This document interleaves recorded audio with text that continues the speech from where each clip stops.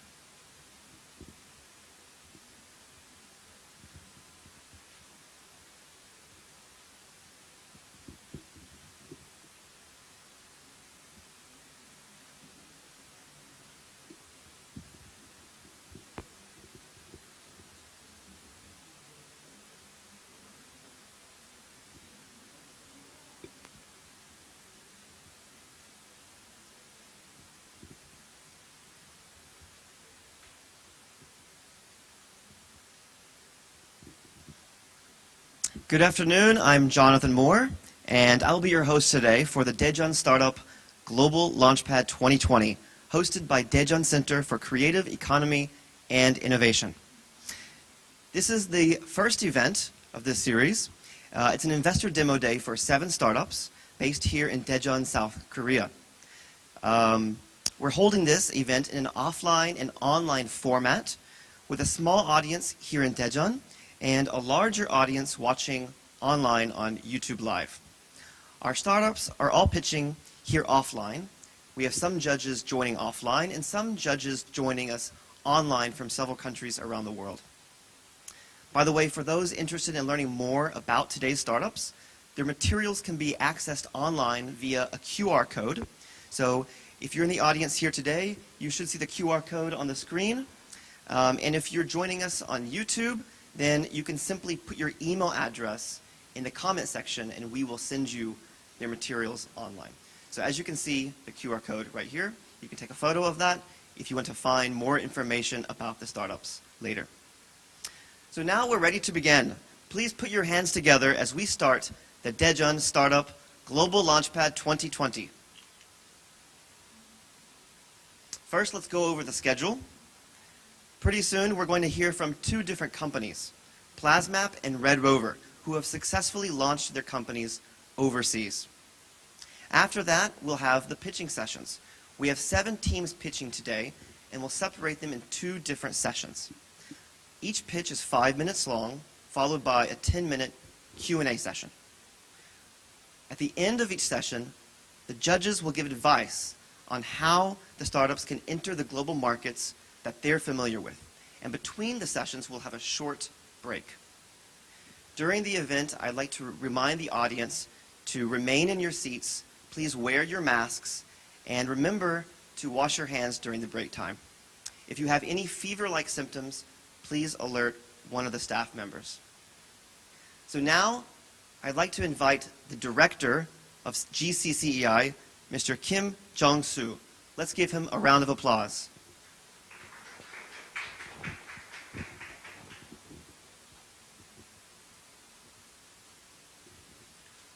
Welcome everyone who is attending this event.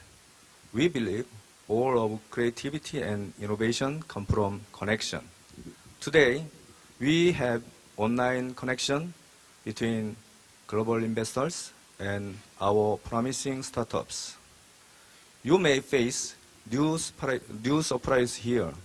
I wish you all get the unexpected gift from this connection. Enjoy your time. Thank you.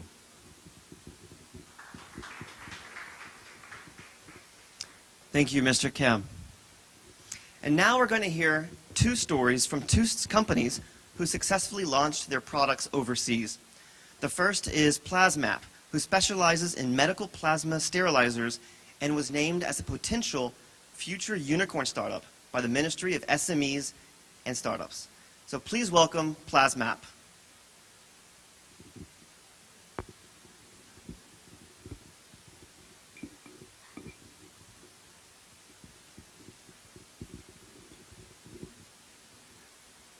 Hello. Thank you for inviting us. Our company Plasmapp is the company which is still growing, but I think that there might be some points that we can share that how we go into the global market. So I think that, again, thank you very much for the opportunity that we can introduce our company and how we go into the global market, and hopefully it's helpful. So I will tell you the story first before we begin. Let's imagine that you're a doctor, and this is based on our customer interviews. So you're the doctor who are conducting like the 20 surgeries a day, but you are using the very expensive devices which needs to be sterilized every cycle that you use for your surgery.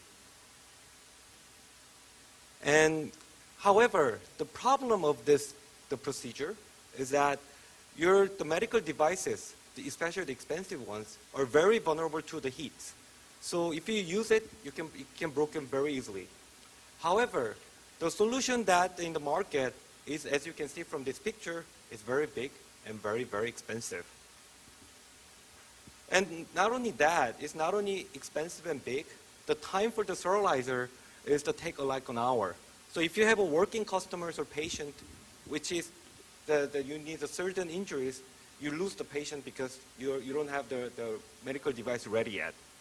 That's why we invented the solution that is affordable and very speedy and also very compact. As you can see from this picture, comparing to the other competitors, the size is like 10 times smaller, and our 10 times affordable and 10 times faster.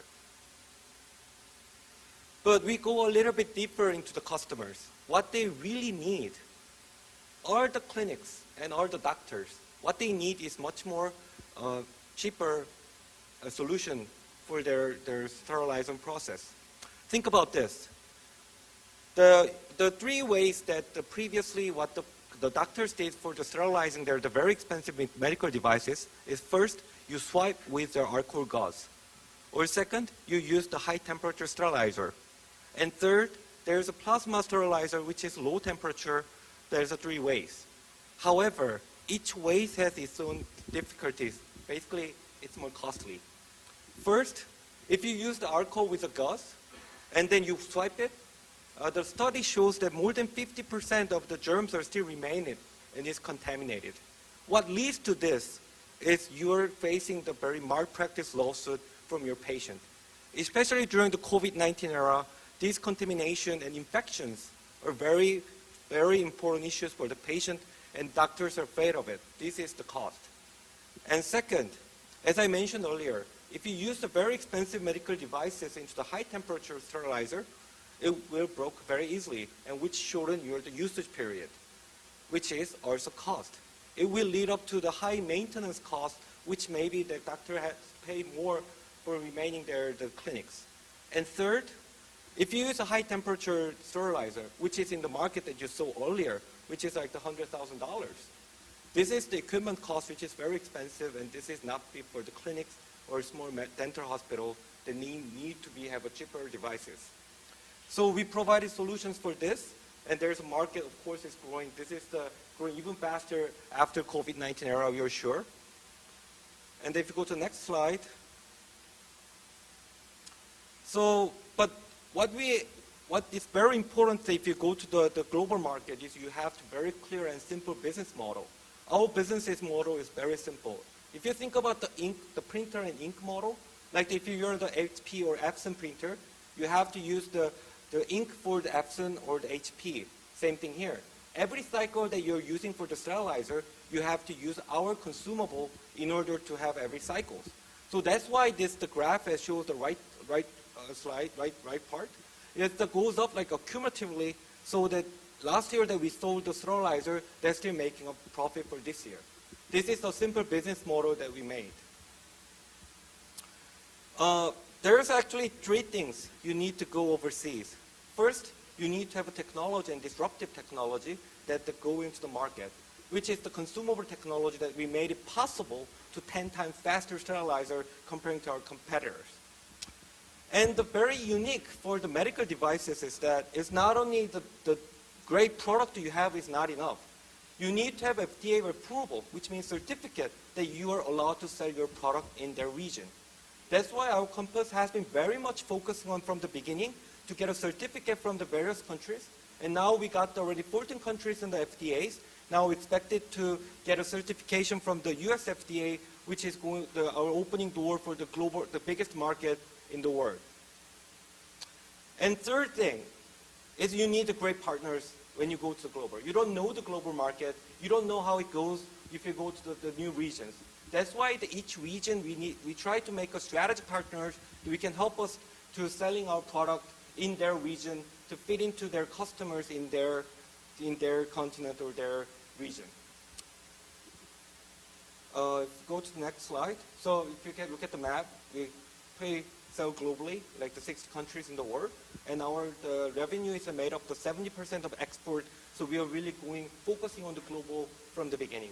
Next slide, please. This is the line. Well, for now, our company is focusing on the sterilizer, which is getting the FDA from going to the global market. However, this is not enough. What's next also matters. We are also going into the beyond sterilizer, which is going to the surface treatment, going for the implant technology as well. So we are also not only sterilizer, but also going the beyond sterilizer is the market that we are going to face in the future as well. Next slide, please. This is the team. Our team is great. So basically, that's what I was trying to say. But also, you need to have a very great team to support each part, like the R&Ds and management and the legal and strategy and things like that. You need to have a great team to support that, to face all the challenges you're going to have if you go to the global market as well. So to sum up, basically you need to have a disruptive technology that make the market think that your product is needed. And the key is that you have to go to the customers first, what their unmet needs and what their pain points are. You need to have a technology to solve that exact pain points and unmet needs. And also you need to have a very simple and very straightforward business model that you can persuade your partners in other regions. And that lead up to the third thing, that you need to have the channels, which means that you need to have strategic partners in the world that will help you to going into the unknown market that you're going to face. So this is the Plasmapp. And also, I like to emphasize, again, our company is still growing, and we are going to open the Series D funding soon. So if you're interested still, then we might be welcome to contact from you. Thank you very much. I'm more than welcome to answer any question that you might have. Thank you very much.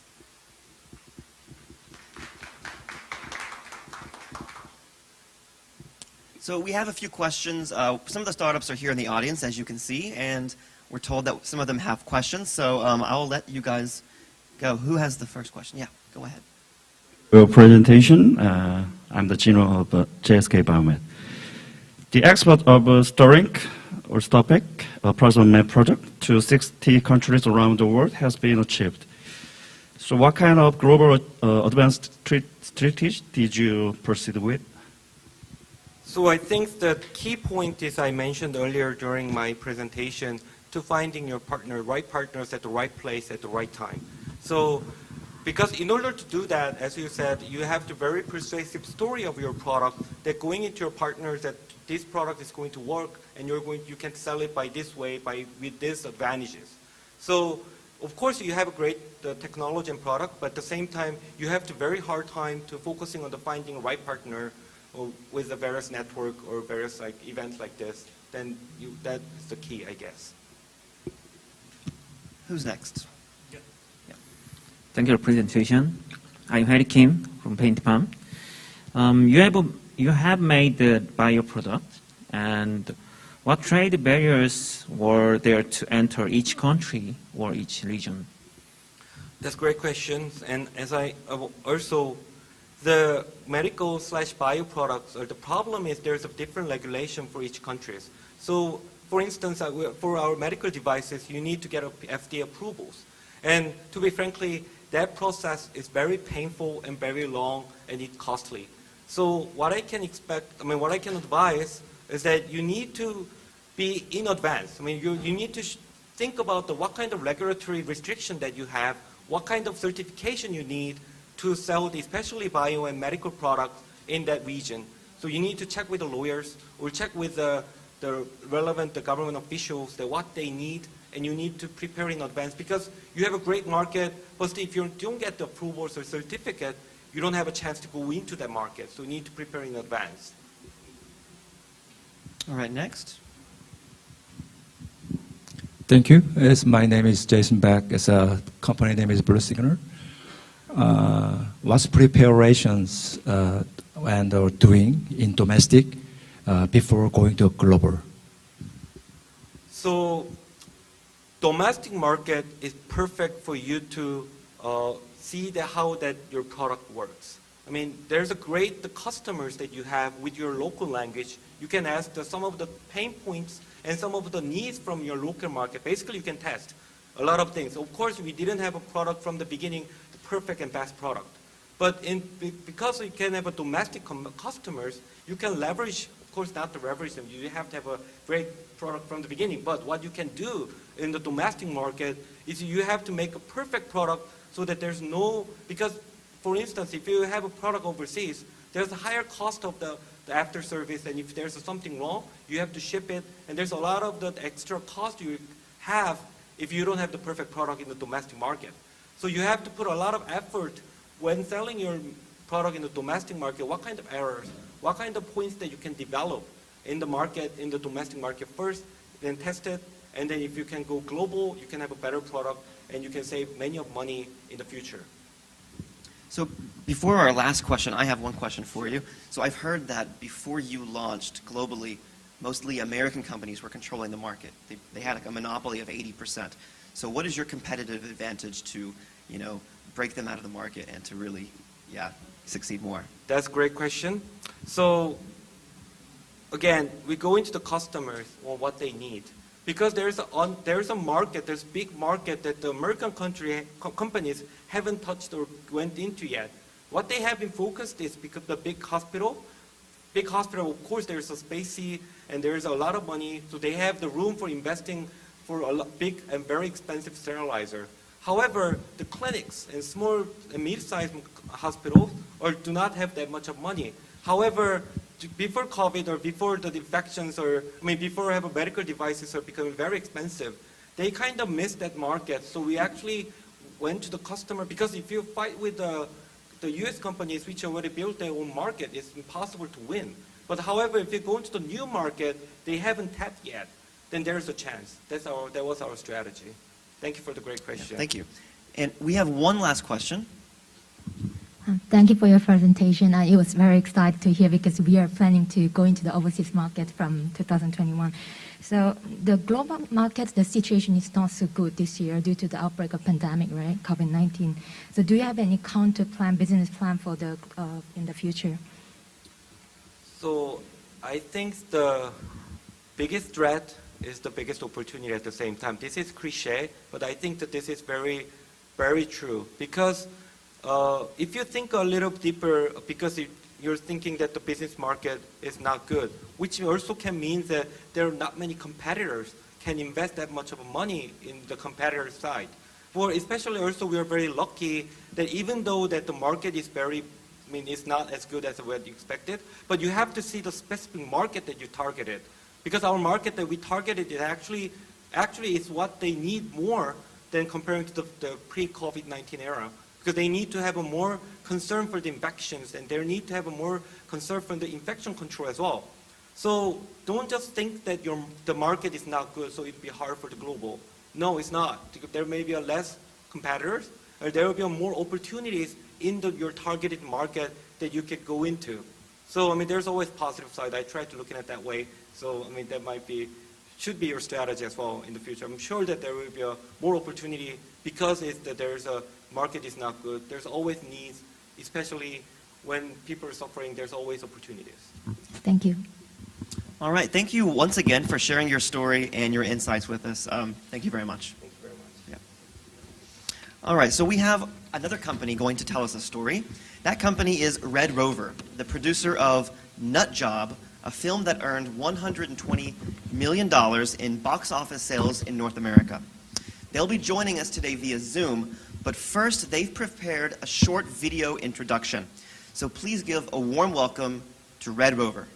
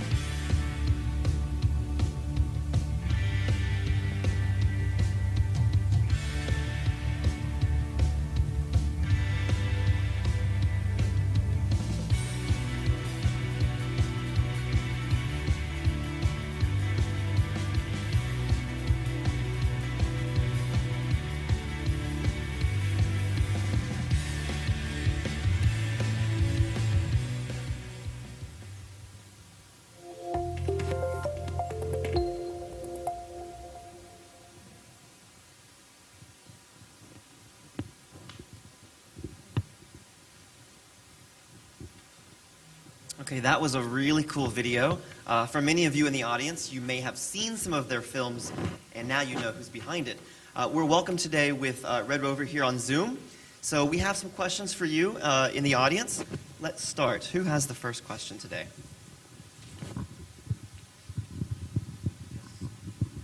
Hello, I'm Harry.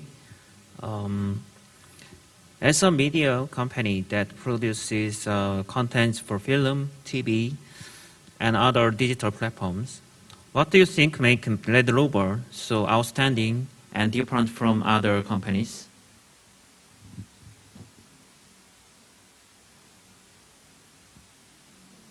Box office record in Korean film and animation history. For our 3D feature animation Nut Job, the global box office sales have brought in over $120 million, as it was mentioned earlier. But more recently, we made a live-action film called Pawn, which is ranked #1 in Korean box office, and it's been the highest-grossing film of the year. In addition to that, we are branching out to the new territory of content business. We recently acquired a webtoon company called Story Hub, and we now look forward to apply one-source multi-lead strategy to our large pool of original stories and IP, and distribute more content around the world. Great. Who has the Thank next you. question? Hi, I'm Justin from Twinny. So what kind of preparation did Red Rover make before entering to the global market? Definitely kept our eyes open, and we never ceased to collaborate globally. Working tightly with producers based in Hollywood, US, and Toronto definitely were critical for the success of Nut Job 1. And after the first big success, we secured a powerful distribution network in North America. And in the meantime, we expanded our network in China with our VFX and exhibition businesses. So I guess networking was the key. Our subsidiary company, Story Hub, is growing rapidly with its webtoon. And while we are laying the cornerstones for global expansion, we are steadily advancing to become a high-quality content production platform. The success of our recent action film, Pawn, is raising expectations for our next project, which will be an animation project again. But for this time, we are working with local production studios rather than Canadian studios. Okay. Who has the next question? Hello, Jason Beck, as CEO of Blue Signal. How to make a success history investment from China Suning Group? Huge company that made a big investment for us years ago. It was definitely because of our success with Nut Job 1. The movie didn't only succeed in the Americas, but it also was a hit in China. So back then, Suning saw this potential the Red Rover had to be the center of the Asian content market. But very unfortunately, the Chinese government banned all the Korean content in 2017.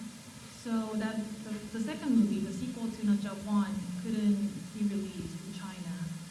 So the result of Suning's very investment was very disappointing, to say the least. Great. And actually, I have the final question for you. With COVID-19 greatly affecting the film industry all over the world, right, not just domestically but internationally, what are your plans in the future?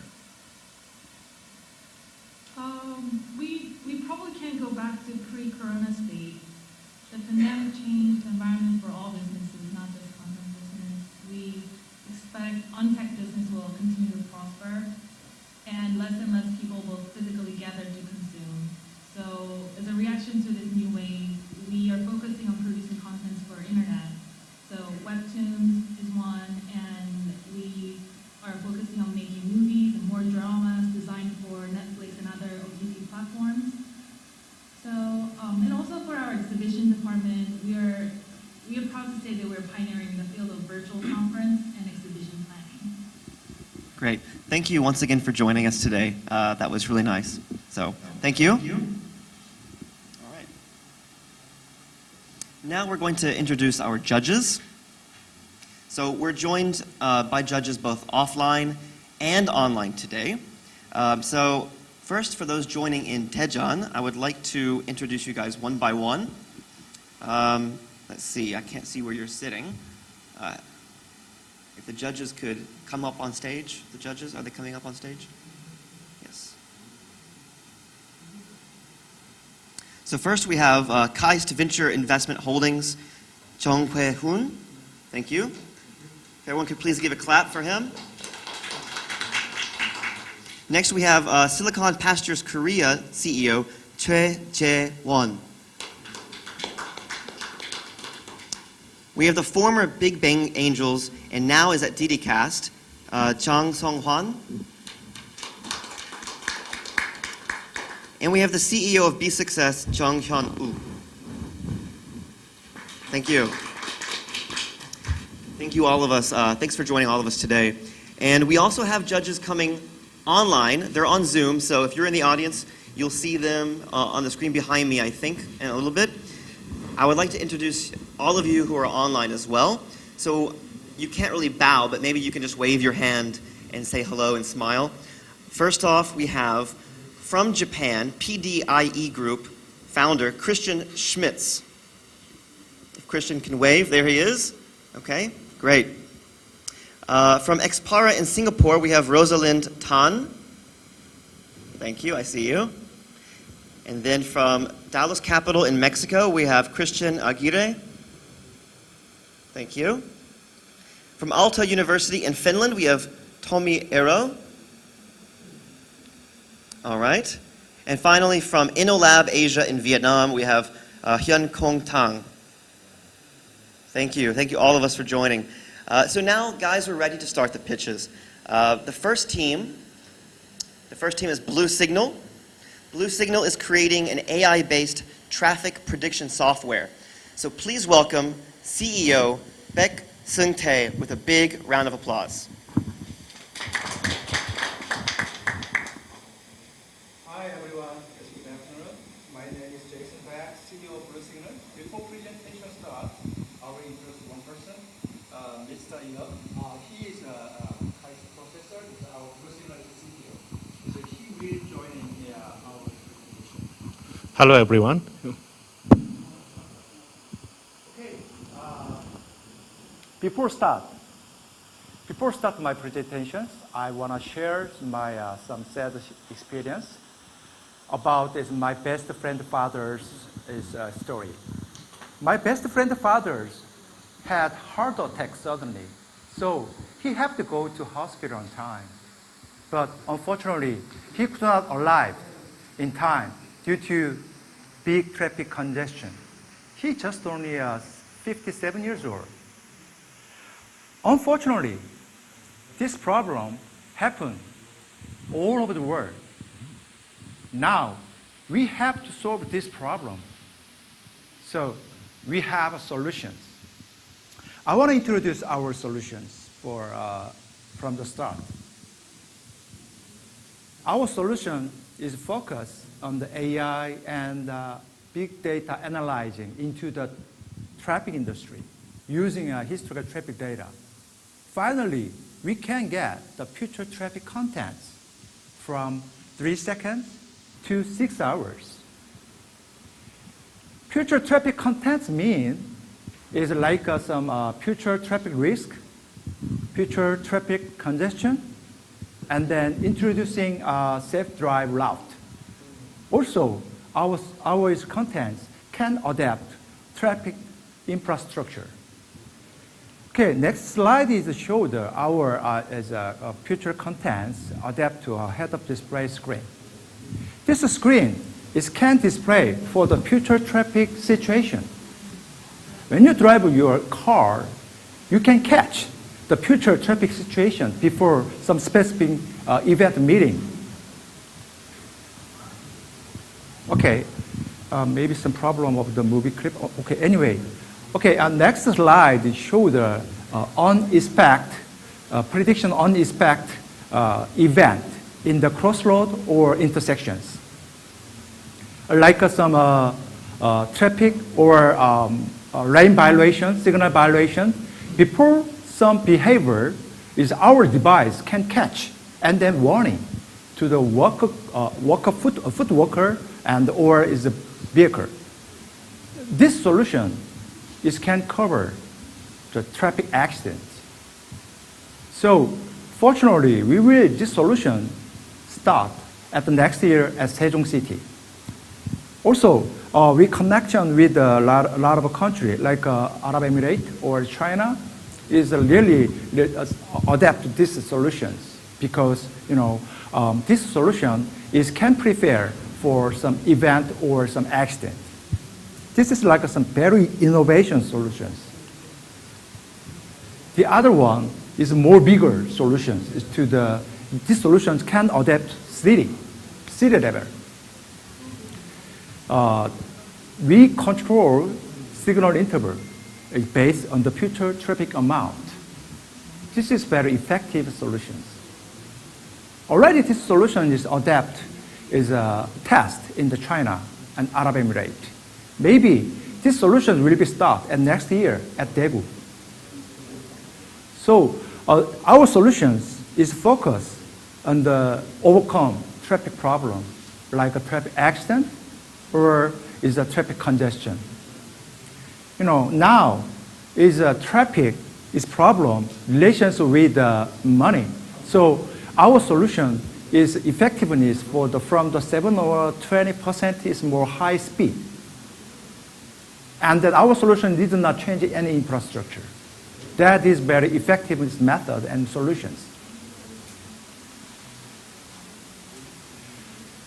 Nowadays, we a lot of transactions with a lot of company or a lot of country.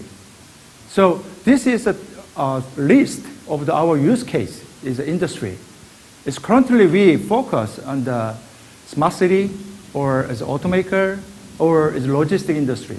But our solutions will be more expanded in another industry. And then will be effectiveness, show the effectiveness in the specific industry, relations with the traffic industry. We focus on market in the intelligent mobility market.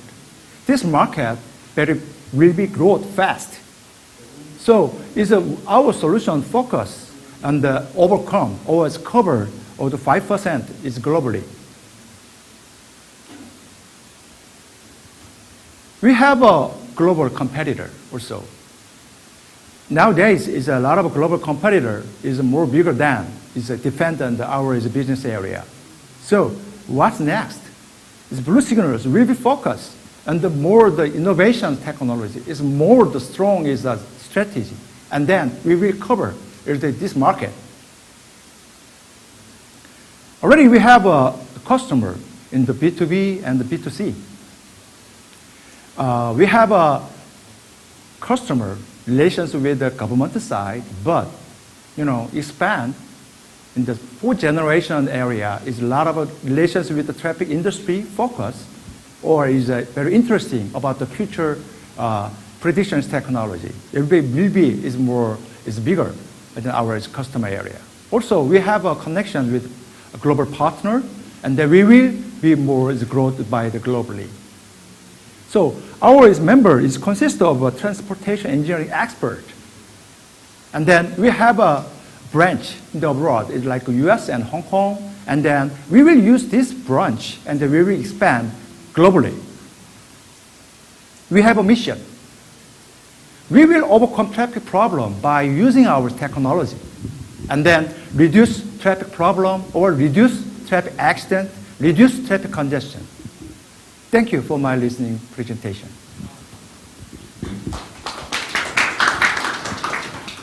Okay, we'll now hear from a Q&A from the judges. So judges, if you have any feedback on his pitch, any questions, you may begin. Great solution. Thank you for your presentation. But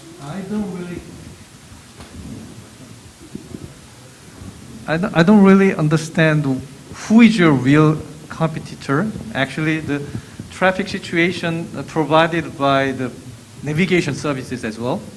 So is the navigation services your competitor or your partner? Who is your competitor? Okay, thank you. Our real competitor is relations with prediction technology. Our prediction technology output is future traffic contents. So these contents can adapt a lot of device or as a lot of industry. In this slide, it shows the head-up display. But our solution can adapt a lot of device, like some navigation or head-up display or a control unit or a server, relations with the traffic industry. So we focus on the global competitor, like Inix or TomTom or here, very, very big company, but it's a complete is with some prediction area. So we focus on the prediction technology competitors. Even Blue Signal very small, but is a prediction area is a real competition. It's with the other global company. Okay. During your presentation, you've mentioned that you are knocking the markets such as China and the Middle East. Is that correct? Okay. There are different rules and regulations in different countries. How are you going to overcome that barrier? Okay, our slide is a display of our global partner. Our entering global market strategy is a connection with the local company. Because as you mentioned that, it's a different traffic policy and then different traffic situation. So to entering this market, we cooperate with a local company first and then working together to optimize our solution to specific area or specific industry. Yeah.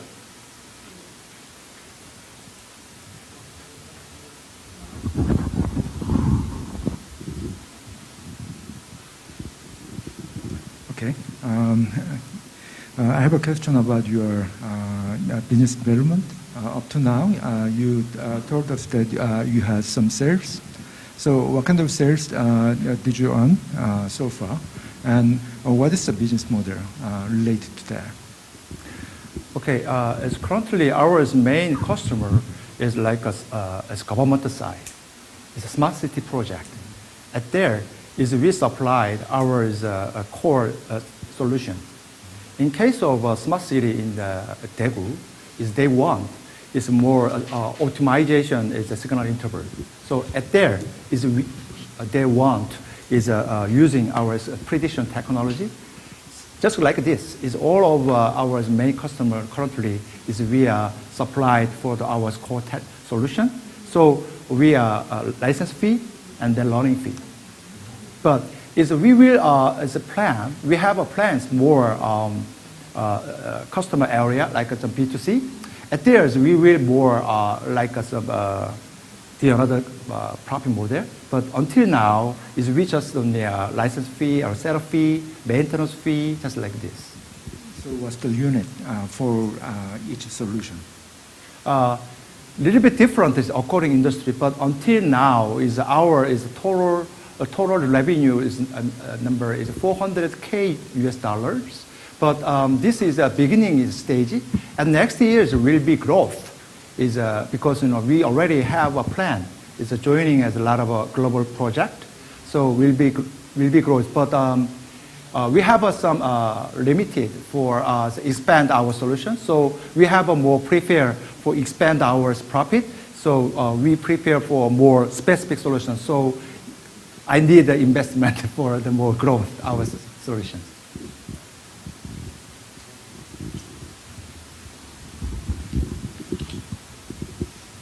All right, thank you to the judges offline. We also have judges online joining us. So if any of you guys have a question, could you please raise your hand and then we can unmute your mic. Okay, Christian, I see you. So let's see if we can hear you. We don't hear you yet. Hello? Okay, now we hear you. Okay, there's an echo. And sorry, I'm in a place where there's a piano music in the background. But I wanted to ask about the vision for traffic in general. We talk about smart cities, we talk about the future of mobility, we talk about mobility as a service, self-driving cars, electrification. And my question would be if in the future, when we have more organized and better organized smart cities, if we then still need such a kind of system which predicts traffic. So what is the future vision for the next 5 or even the next 10 years with this business? Okay, thank you for your question. My name is Washia. I'm in charge of the technology. Okay, so our future vision is focused on the smart city. Yes, as you said. So I think that in 5 years we are focusing more on the digital twin. So in transportation area, meaning that when we're going to build the traffic prediction engines, and we're going to build some AIs, and we think that will compose some kind of the smart city digital twin engine. So we want to build that. That is the biggest plan.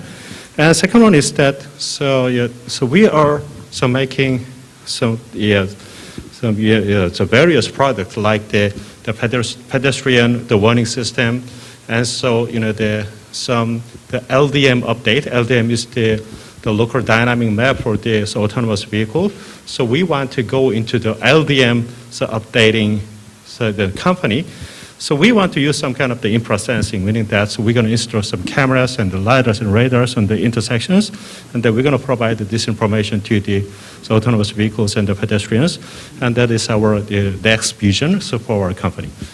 Okay, is that the answer to you? I want one more add as comment.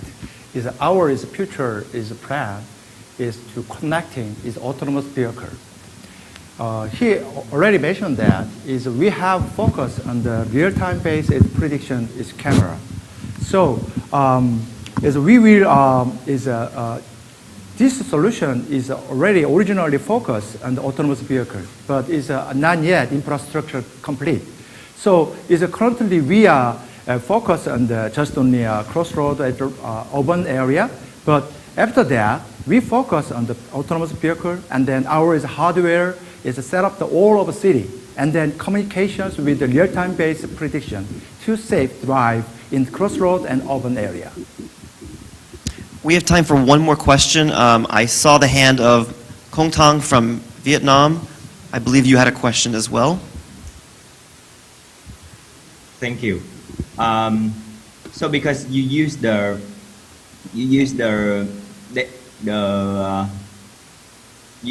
AI technology to develop your product. So I want to know where you get the big data behind, and how can you verify the veracity of your big data? Yes, I can give you a question. So for example, for the prediction engines, we worked with the Korea Highway Company. So they provide us the 2-year data. So we using that data, so we trained our model for the prediction. And for the second one, sorry. So we also, in front of the KAIST, we also installed the infra sensing, so for the 6 intersections. And so we are getting the data 24 hours and 365 days. And then so we're going to expand this kind of the infrastructures to the Sejong City and to 2 more sites, so that we're going to get more data directly from our site. So, all right. How can you structure that? I think we have no time to keep going. Sorry about that. We have to move on. But I like your eagerness. Yeah. Okay, let's give one more round of applause to Jason from Blue Signal. Thank you. All right. Our next startup, our second startup, is JSK Biomed, who's developing the world's first beauty treatment that doesn't require needles. Please welcome CEO An Soo-hyun with a round of applause.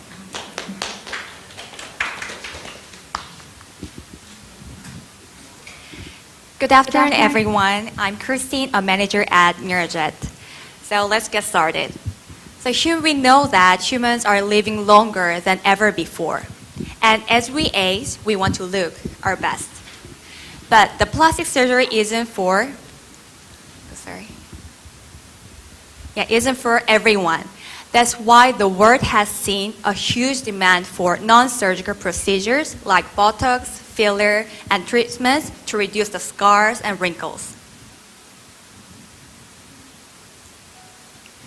One of famous and direct method is drug delivery system, but it still has problems. So actually they rely on microneedle injection or air jet system. But the problem is it is very difficult for doctors to control depth penetration and also the dosage amount. So the complications are common, such as paralysis, low effectiveness, and severe pain. The good news is that we can change that. So here is Mirajet, the world's first laser-based microjet system. The first competitive advantage is that technical differences. So not like other ones, so it can control very accurate doses, 0.3 microliter, and also it can provide the fast treatment. The second competitive advantage is that time savings. So for a doctor, they can save the treatment time, and for a patient, they can save the time for recovery. The last but not least, it is customers, the patient's satisfaction. So because it is using the laser sources, so it can control the depth and also it can provide a high effectiveness but very minimal pain and minimal downtime as well. And its applications are various, from scar, pore, stretch mark, hair loss to overall skin rejuvenation. And the applicable drugs are also various, from botulinum toxin or hyaluronic acid, PDRN, PRP, vitamins, glucose, and so on. When it comes to market size, the global facial market is expected to expand up to $22 billion in 2022. And also, laser-based microneedle-free system is also expected up to $0.9 billion in 2021.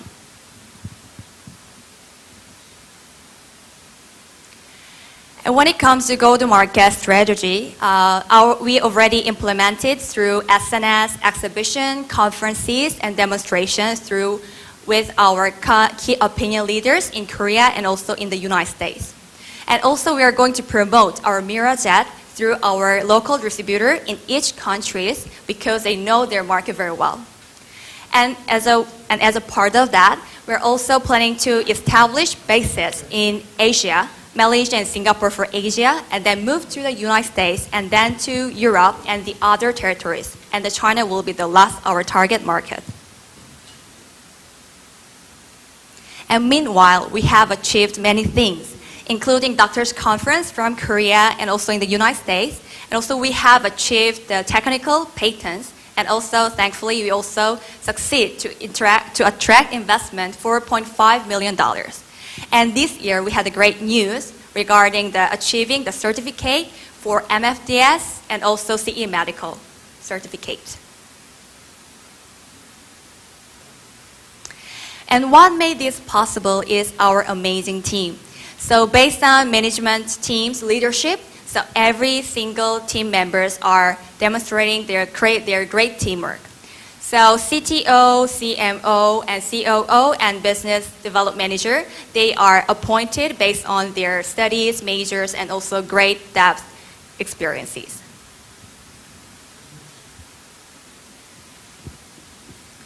And we are here today because we are looking for a great partner who can share our vision of revolutionizing the beauty field and beauty world. So if you are willing to, and if you're able to help with us about distribution or even investment, we'd love to talk with you. Thank you for your attention. Great job. Now let's hear from the judges. Do you guys have any questions? We'll start offline and then we'll move online. Yes.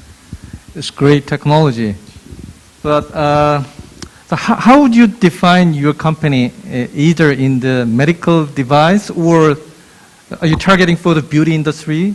So what industry are you targeting for? So currently, because we developed it as a medical devices. So that's why we had achieved the medical CE and also medical certificate for the Korea as well. But our next model is under development, and then this is targeting the beauty market, the spa market, or even the individual. And actually, we are also the further plan for the insulin, vaccine, or also veterinarian market as well. You're targeting both? Yes, but we are starting with the medical field first.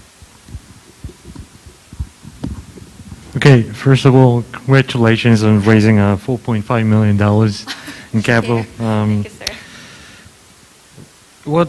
It's a little difficult for me to understand how you could deliver the drugs through laser. Through laser. Could you elaborate a little bit Oh, on yeah, how right. it works? Yeah. So there's a very great question. So a lot of people are very curious about like how laser can make the microjet system. So actually, we are not directly using laser for the skin, but laser will interact with the water in the syringe. And then because it makes pressure, and the pressure makes the drugs to become a microjet. So it's not, we are not directly targeting we are not using laser directly to the skin, but we are using laser as a source, energy source. But it still uses the air pressure, the pressure.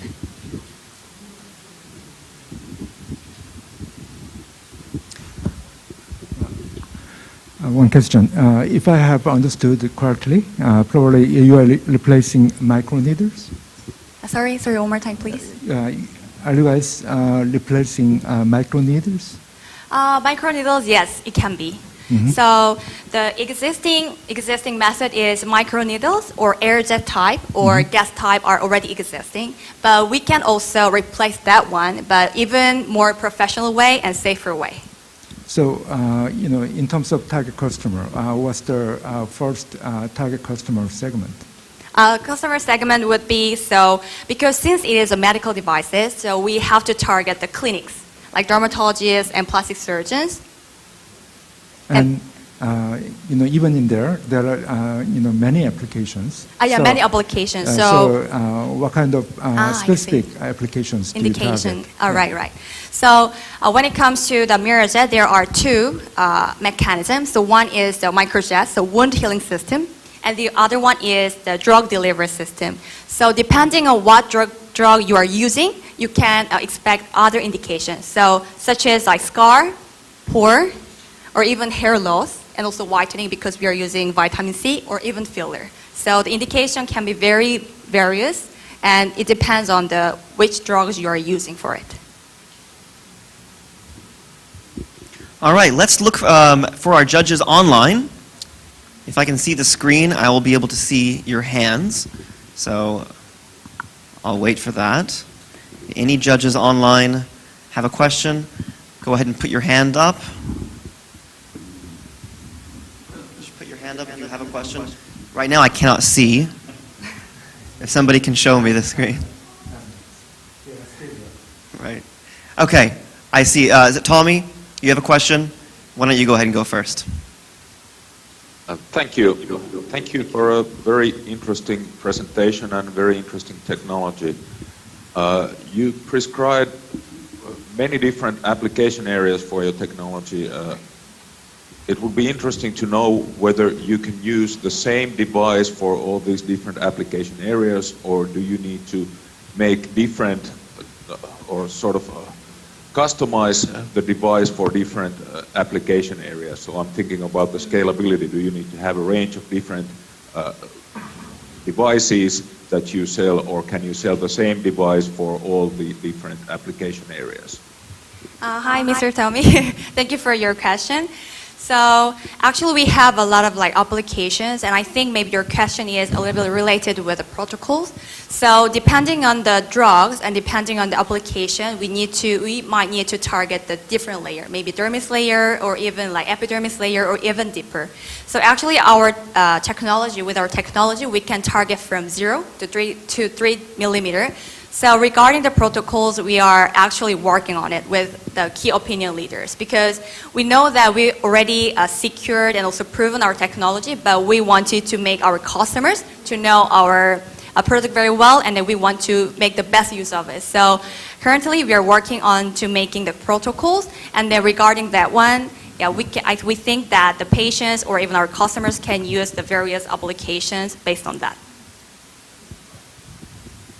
Okay, thank you. Thank you. Let's see if we have another question from the online judges.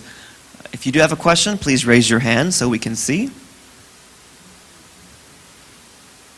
Okay, Rosalind, I think you're next. You can go ahead.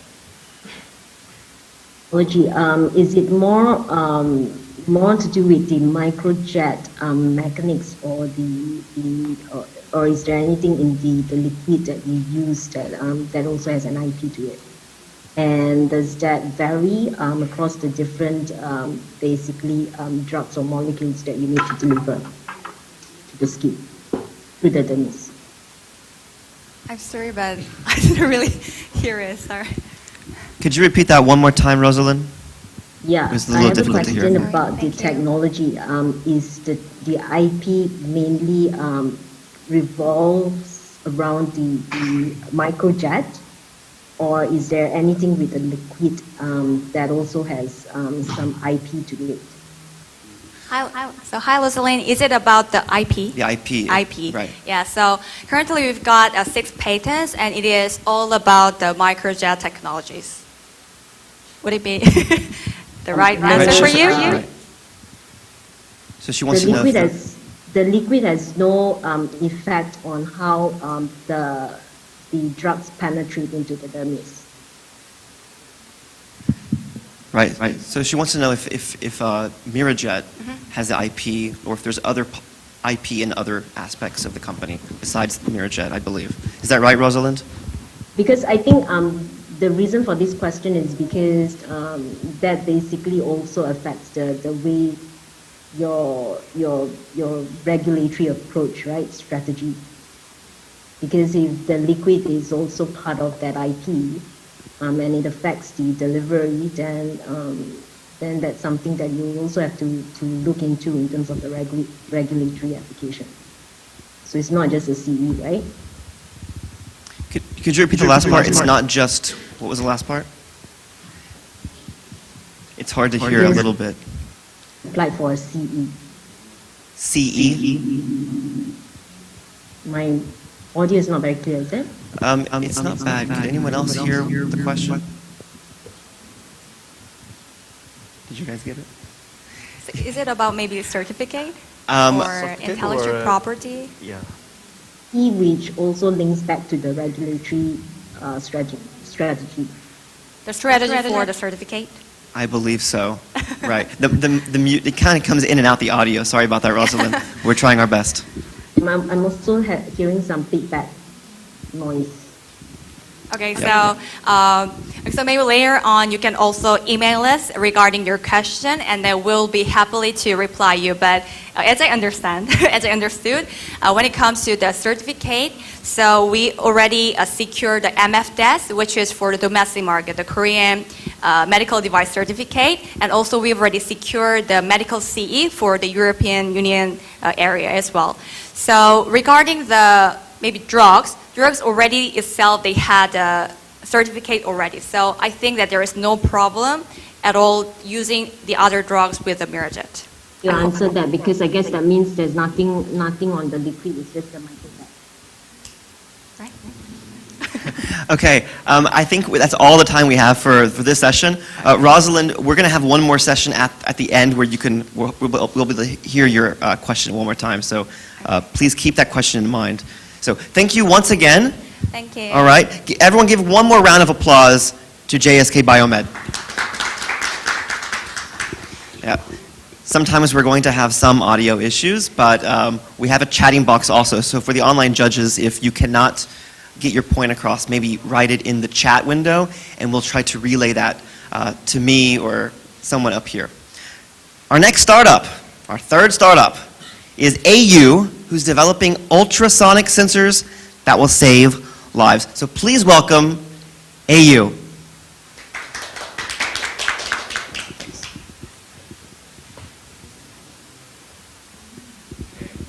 My name is Baekhyun Kim, of the representative of the AU.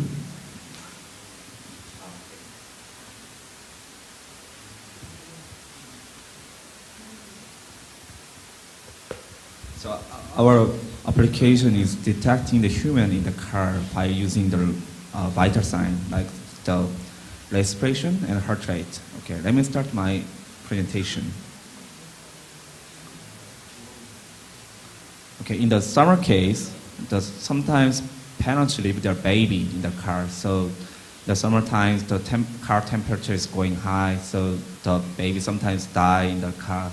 That's why the sleeping child check law was passed in world, in Korea also. So every car have to set up the sleeping child check system.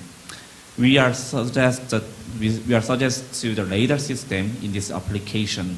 So if we're using the radar system, it uses the electronic magnetic wave for detecting the baby.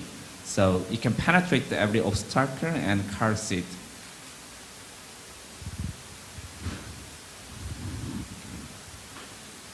Before, the Hyundai Motor Group, they do the mass production by using the ultrasonic sensor. But it was very limited because it's only using the body motion. It cannot detecting the heart rate and respiration rate. So that's why the Hyundai Motor Group replaced every ultrasonic sensor to the radar system. There is another reason for using the radar in the car company because this graph shows the safety point in the Europe Car Institute.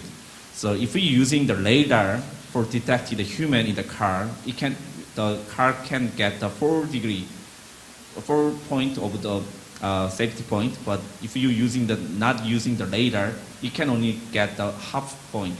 So you can only get the 2 points. That's why all vehicle company, automotive company wants to make this system by using the radar system. Okay, this page I will explain the operation of our technology. So first, we are set up our radar in some place of the car, and we are scanning in the inside of the car, so we can know where is it the target. After, we extract the vital sign from the specific target.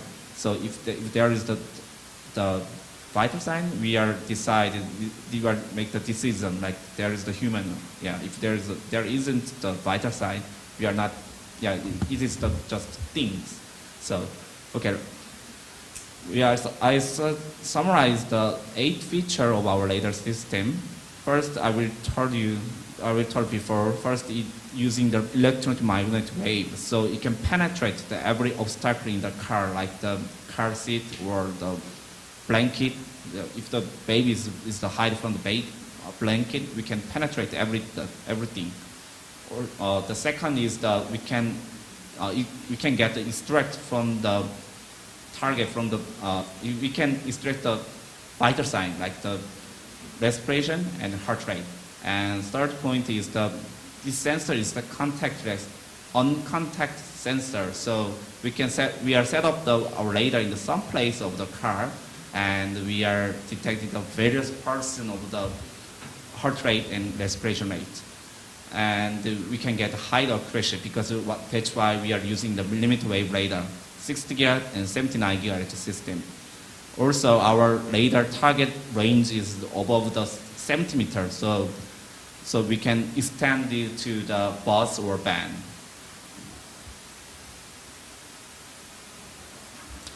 Okay, this is our technology review. Our technology is based on the hardware. So we are designing the radar module and the radome, also antenna. Actually, our technology is advanced in the signal processing. It means the software. So if we're using the radar in the car, we have to eliminate the car noise and car engine vibration. We make the own algorithm for remove this noise. Also, we can extract the vital sign from within the small moving, like this small moving in the car. Also, we are improve the position accuracy with using the AI and machine learning.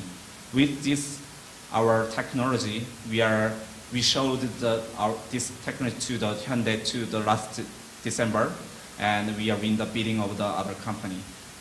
After, we are contracted. Okay, this is the comparator with the other company. First, we are using the CMOS chip. That we are using the TI sensor that was made by the CMOS. That's why our chip price is more cheaper than the other company one, and the TI chip integrated to MCU and memory and antenna in the single chip. It means that our module is very compact than other company, almost 60% than with other than companies. So it's very small. Only our module size is 4 centimeter by 4 centimeter. And last our advanced point is the detection coverage. Our radar can cover the 2 rows in the car. It means the second and third row we can detect every baby or life in the second and third row, but our other company only can detect it in the second row. That is our advantage. Okay, our target is nowadays we are developing our system in the sedan and SUV. After finishing the sedan, we are expanded to the bus or van. After, we want to sell our product to the produced car.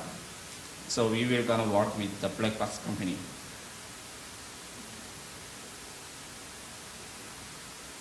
Okay, this is to expand it to the indoor case. We don't want to only use in the car. We want to expand it to the indoor, like this office or hospital or like apartment. So we're gonna talk with this application with the SK or Huawei or Pammu in the Korea, and it means that it's kind of the healthcare. So we want to prove our heart rate and respiration accuracy with the Seoul National University Hospital. After finish to prove our accuracy, we're gonna using in the after like hospital or living alone person.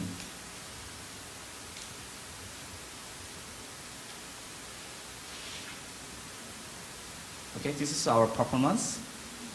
Our partner is TI, and our client, it means we already contract or selling our product to them. We already mass produced the speed detection radar system.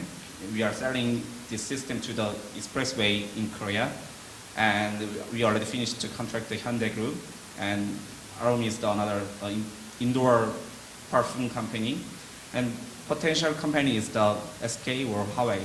Our total investment amount is the $1.5 million.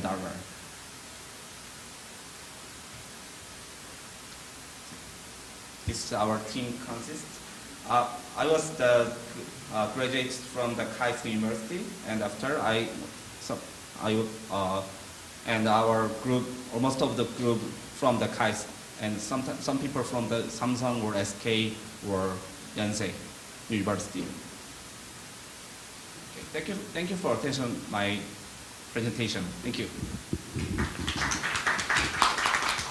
Great job, and now let's hear from our judges.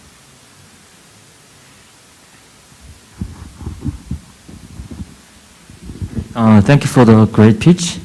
Do you know the company called Bit Sensing? Yes.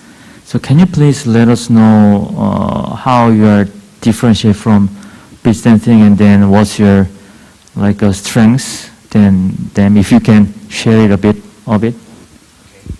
Actually, my English is not frequently well, so that's why. And second question is that my explanation before is very limited. So I will try to explain this page. Actually, that another company is Bit Sensing, but they're using the Infineon solution, and we are using the TI solution. It means the core of the radar is different. So they're using, if they are using the Infineon solution, they have to, the module have, there is the radar chip and the MCU and memory is the separated in the module. But if we using the TI solution, the three of the components is in the single chip. It means the price is lower and module size is getting smaller. So our module size is much more smaller than their company. And another our advantage is the coverage. Okay, actually we are in the last December we already bidding with them. We have a bidding, so the coverage is different. We can cover the second and third row of the car, but Bit Sensing radar only can cover the second row. yeah, that is the different, and that is more, I think, advanced point in our technology. Thank you. Thank you. So what stage is your product right now? Is it already released on market and commercialized, or is it under development? Yeah, it's commercialized. Okay, under development is better because we are doing the reliability test now with Hyundai now. So it means that we are doing the temperature test in a car case, and yeah, we are doing the like driving test now in the car circuit in the Sasan.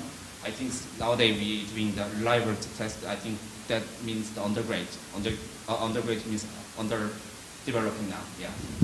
So do you have any other user cases besides the baby carrying in the backseat in the car? I think it is a very limited market in the backseat in the car. So do we have any other use cases? Use case? Yeah. Customer. This case is only for I think the car company, but every car have to set up this system. After 2022, every car. Okay. So how big is that market? The car backseat. This is to show that the size of the some means the only SUV and sedan in Korea case. Can you see how much is size? For $30 million. $30 million? Yeah. Is number of unit or the revenue side? Revenue size, yeah. 30 million. Yeah. And the same is the sedan and SUV and the school bus in every case. That is the $48 million in Korea case, and Tom is the worldwide case. I think we need to move to the online judges because we're out of time. Sorry about that, you guys. Any of the online judges, do any of you have a question? Yes. Rosalind, I see you first.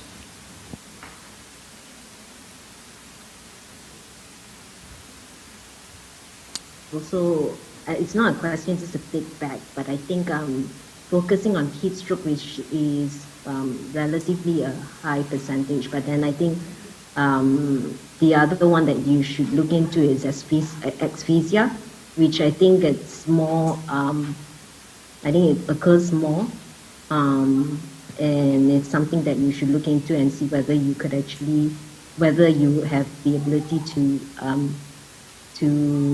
detect the vital signs for that.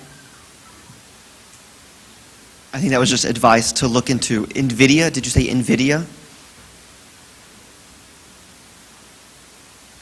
We could not hear that. Asphyxia. Okay. Maybe if you could write that in the chat box, and then we could we'll be able to see that. But I think that was just advice, something to look into. Do we have any other questions from the judges online? If we could go see all the judges. Okay. Okay. Yes. Christian in Mexico.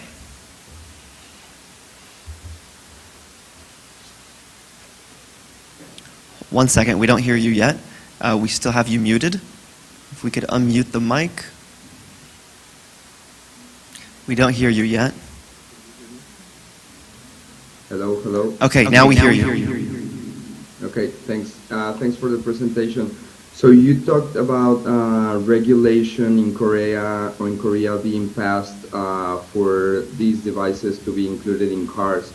What is the strategy in other markets where there's no regulation, like in developed markets, where there's no regulation around these kind of devices? So there's many regulations in Korea, but what about the other countries without regulations? I told you in the first page, actually the regulation is on the worldwide case, not only in the Korea, it's for the worldwide. And I told you another reason is the more important. Actually, the car company more sensitive to the safety points, so that's why I think the car company wants to develop the system in the by using the radar system. And then your question is the regulation is in the world, not only in Korea. Like the Europe and America is first, more fast than Korea. Yeah. Do we have any other questions from the online judges? Okay. In that case, that's the last pitch for the first session. However, now we're going to have a kind of a feedback and advice session with the judges. So if the other startups come join us over here, so you may take a seat. So our first startup had to leave suddenly. However, we still have you two, right? JSK Bio and AU. So judges online, I want to start with you first. This is just a chance for you to give feedback on how these guys can enter markets such as your own countries, whether it's Japan, Finland, Mexico, Vietnam. Give them advice and feedback from your perspectives. If anyone would like to raise their hand and go first.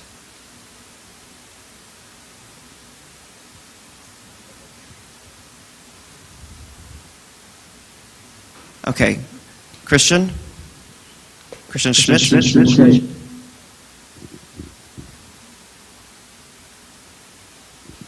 Sorry, we don't hear you yet, so give us one moment. Okay, let's try Christian.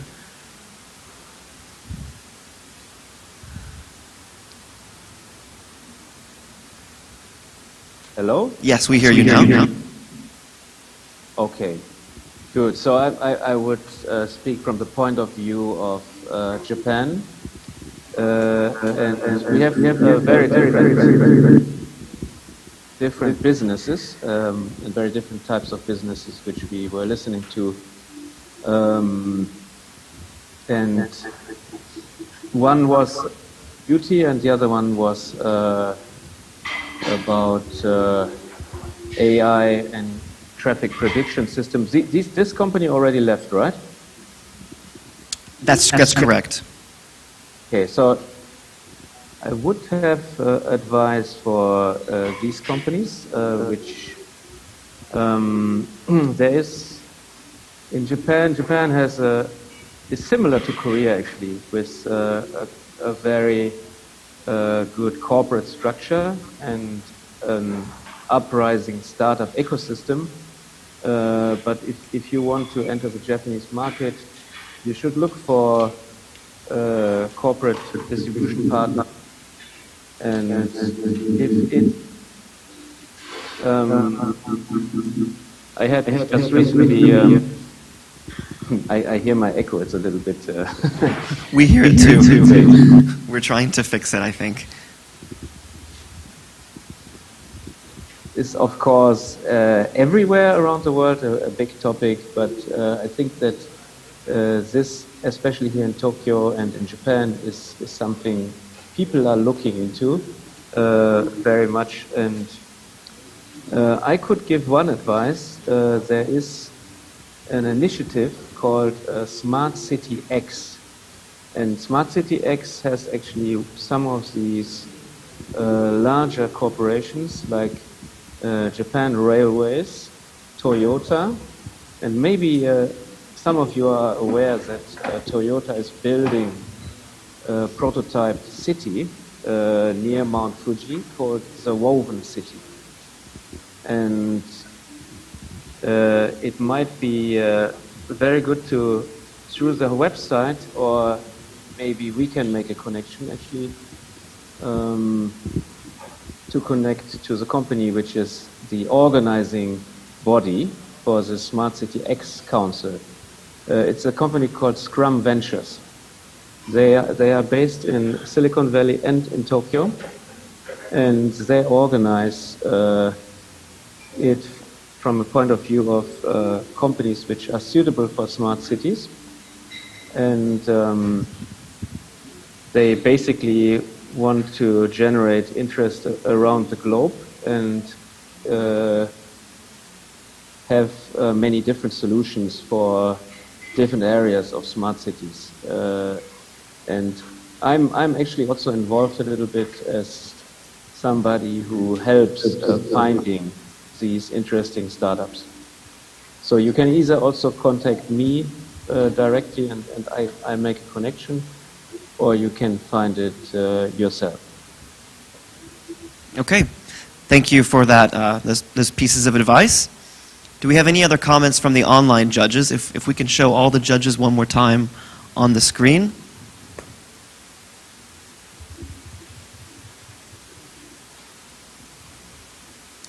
Okay. Yes, Kong Tong, I see you. Hello everyone. Speaking from a country that have quite similar character, and because Korea, you have the New Southern policy, which is quite good for you if you penetrate to Southeast Asia, especially Vietnam. And for the AI company, I believe that it will help you. Actually, you have advantage about the technology, and if you have the right way where you can find the right partner in Vietnam and make some of the connection with them, especially where we can link with the project for the smart city or smart village, or talking with the Grab or some of the ride-hailing company, and with that, it's easier for you to penetrate the market. For the no needle company, actually, Vietnam is a very potential market for you. If you check the cosmetic or surgery clinic, number increasing recently, even during the COVID-19 time, there are many surgery clinic in Vietnam just bump up, and with that you can see it's very potential, and the need demand from the Vietnamese about beauty increasing. So if you need to penetrate this market, and if you need to find the right key partner, we can discuss further how we can help you to penetrate, how we can help you to localize your strategy in this market and expand in this market. I know that you may not need to seek for the investment in Vietnam, but the money in Vietnam is still here. But we actually don't know which startup that is potential to invest, or how we can find the good one. So if you really want to penetrate to Vietnam market, I can help you with that. Yeah. Great, thank you for that. Let's go one more time back to the online judges and see if there's any others that might have a question. So give us a moment while we pull up that screen.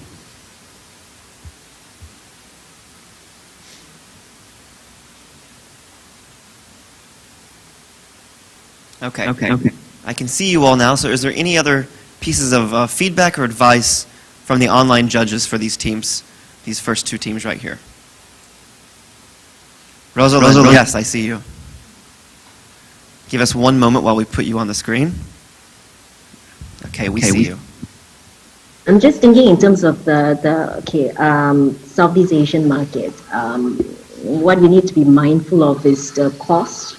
I see that some of the technologies, no doubt, are interesting, but I think the cost could be an issue, and that is, in most cases, when I look at all these products that come from overseas, one of the challenges would be whether they are able to drive down the cost sufficient to cater to be able to mark up their pricing to cater to a market that are markets that are more sensitive to pricing. So that's one thing that you need to consider, and your strategy may not be the same as what you're doing now with, working with, maybe for some markets, yes, working with big corps or because most of Southeast Asia, they are pretty much traditional. The companies that are dominating are not the companies that I see you are collaborating with right now.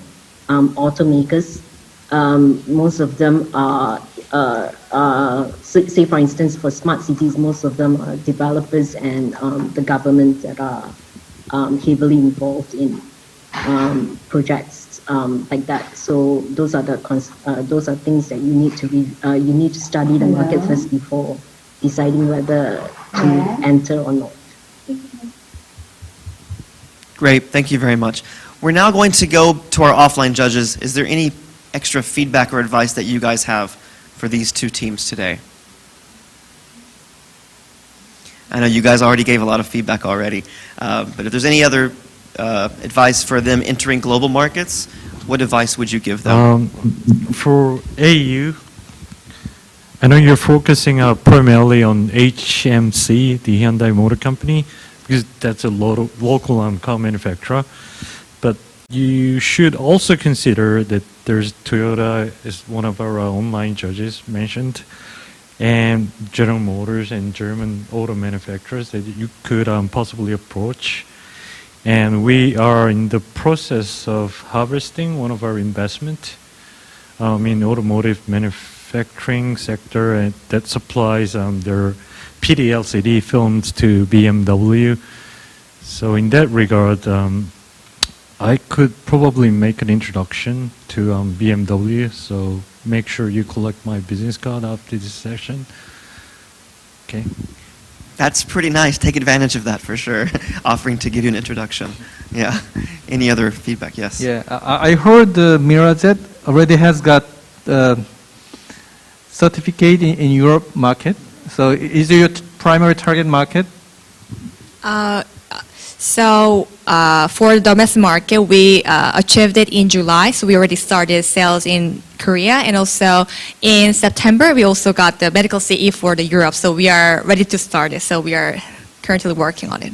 Good. So in that case, I can introduce the partner in German who are interested in the healthcare and anti-aging market. Wow, thank you so much. I think these are how these kind of Q&A sessions should go. You know, instead of just giving advice, hey, I'm going to introduce you.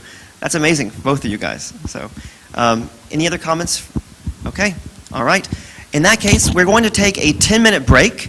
So if everyone could remember to keep your mask on and social distance during the break time, we'll see you back after 10 minutes. Thank you.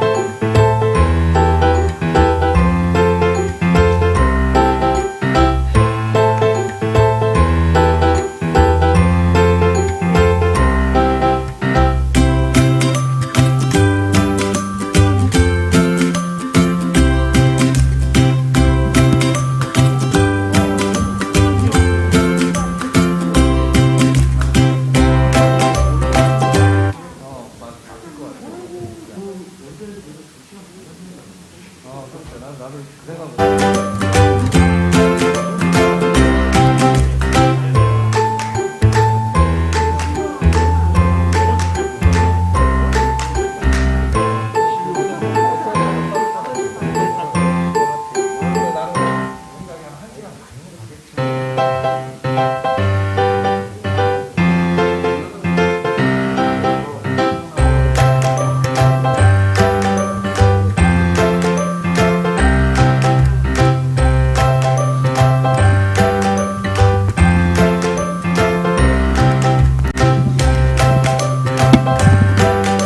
going to get started in a few seconds.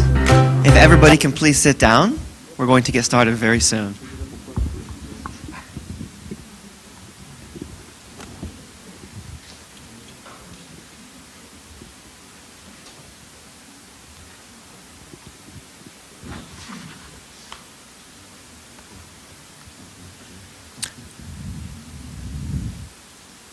Okay, and we are back from our break. Thank you everyone for staying with us. Our next pitch is the fourth pitch today, Tweenie.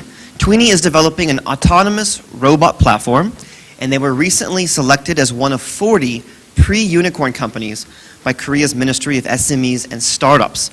So please give a big round of applause to Jesslyn Park from Tweenie.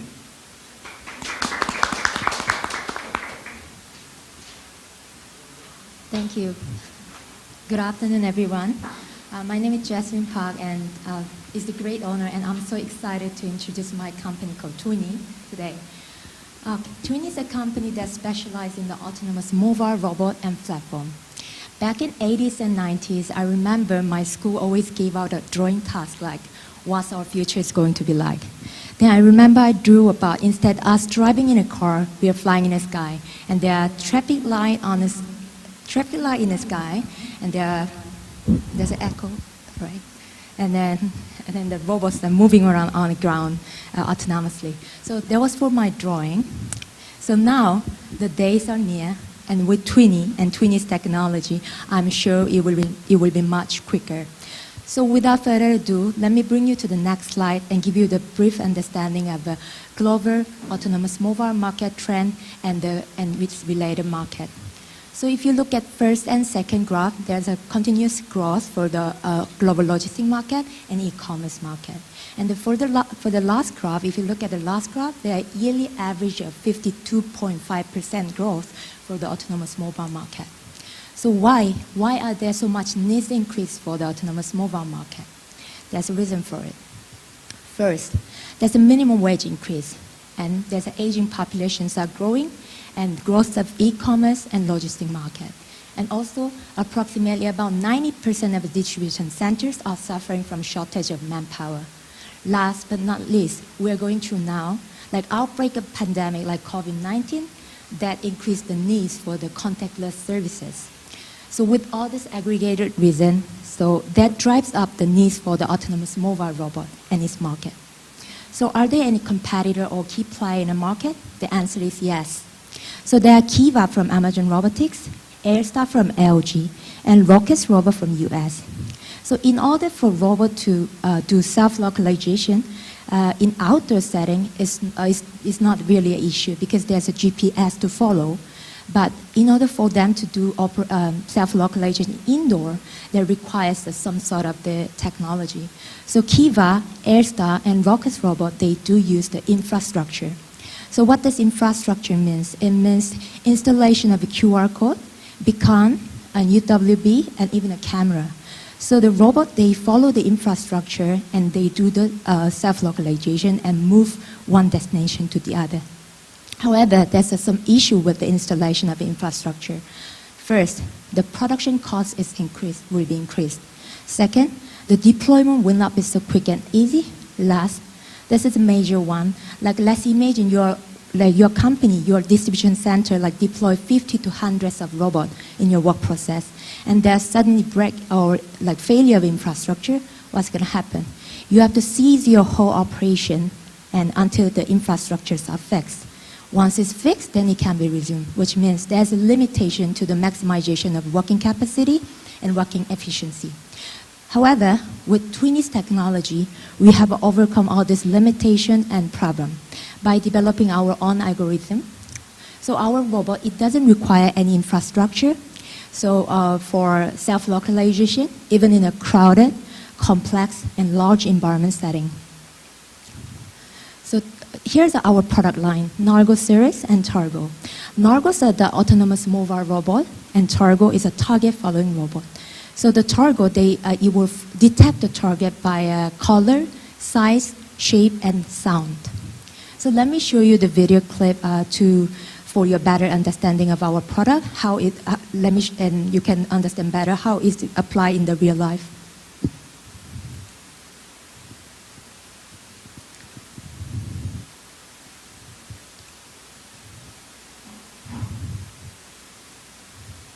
This is a Nargo 60, and the Nargo 60 and 100 is already deployed in the hospital and office and then logistics center.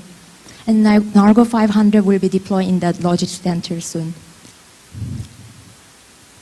So you can just free up your hand while you're working, and also you can attach as many Nargo you can without physical attachment. And also people can use our robot management system using any kind of devices like a handphone, tablet, and anything. And then multiple people are able to do that. Okay, so we have been receiving lots of inquiry from different industry and different businesses regards to the modification and then customization of our product and our autonomous mobile robot. So we came to the realization that there's a different need. In every industry and every business they have a different needs to satisfy. So we came to the conclusion we need to come out with a platform to satisfy all these needs. So that's the reason that the TAF platform was released last month. So using TAF, if the company or business who want to create their own autonomous mobile robot, for the hardware developer who doesn't have any software skill, Twinny could provide a software skill. And for the software developer, we could provide API solution so that they can easily create their own solution to create their own autonomous mobile robot to suit their industrial needs. And also using TAF, business and industry are able to control, monitor, and also perform a task planning using TAF platform. And it can be mainly applied in the hospital, office building, government office, and factory, distribution center, library, but not limited to this industry. Since our product launched back in 2019, our sales has been continuously growing. So we will be hitting 3.3 USD million by the end of this year. And by the end of 2020, we're expected to hit 8.3 million and hit the break-even point. Here's our milestone. So 2019, we hit the 1.1 million turnover, and we received the Series A investment. And for the series, we are now focusing into our domestic market expansion, and also from next year onwards, we want to penetrate into the overseas market as well. So, and by the end of 2020, end of this year, we want to receive the Series B investment. And beginning of 2020, we are planning to list our company to Korean Stock Exchange market. And now the Mirae Asset Security was chosen to be our underwriter. Okay, Twinny, we provide a very good quality of technology and product with a very competitive price. That's our key advantages, our key competitiveness. And also we do have a very good asset, which are the people. So we have a 70 of employees, of which 50 are for the R&D lab, and 22 are from the KAIST, which is MIT of Korea, the top engineering college in Korea. So these are our people. Total, we own the 17 patents so far, relating to the autonomous mobile technology, and more patents are coming along. Thank you for your time and presence. And Twinny, we are the Twinny and total platform provider for the autonomous mobile robot and platform. So if you have any question, please feel free to drop us an email and a telephone number. Yeah, we are right there to help you. Thank you. Great job. All right, and now let's go to our Q&A with the judges. So with the offline judges first, any questions that you guys have for Jesslyn? Yeah.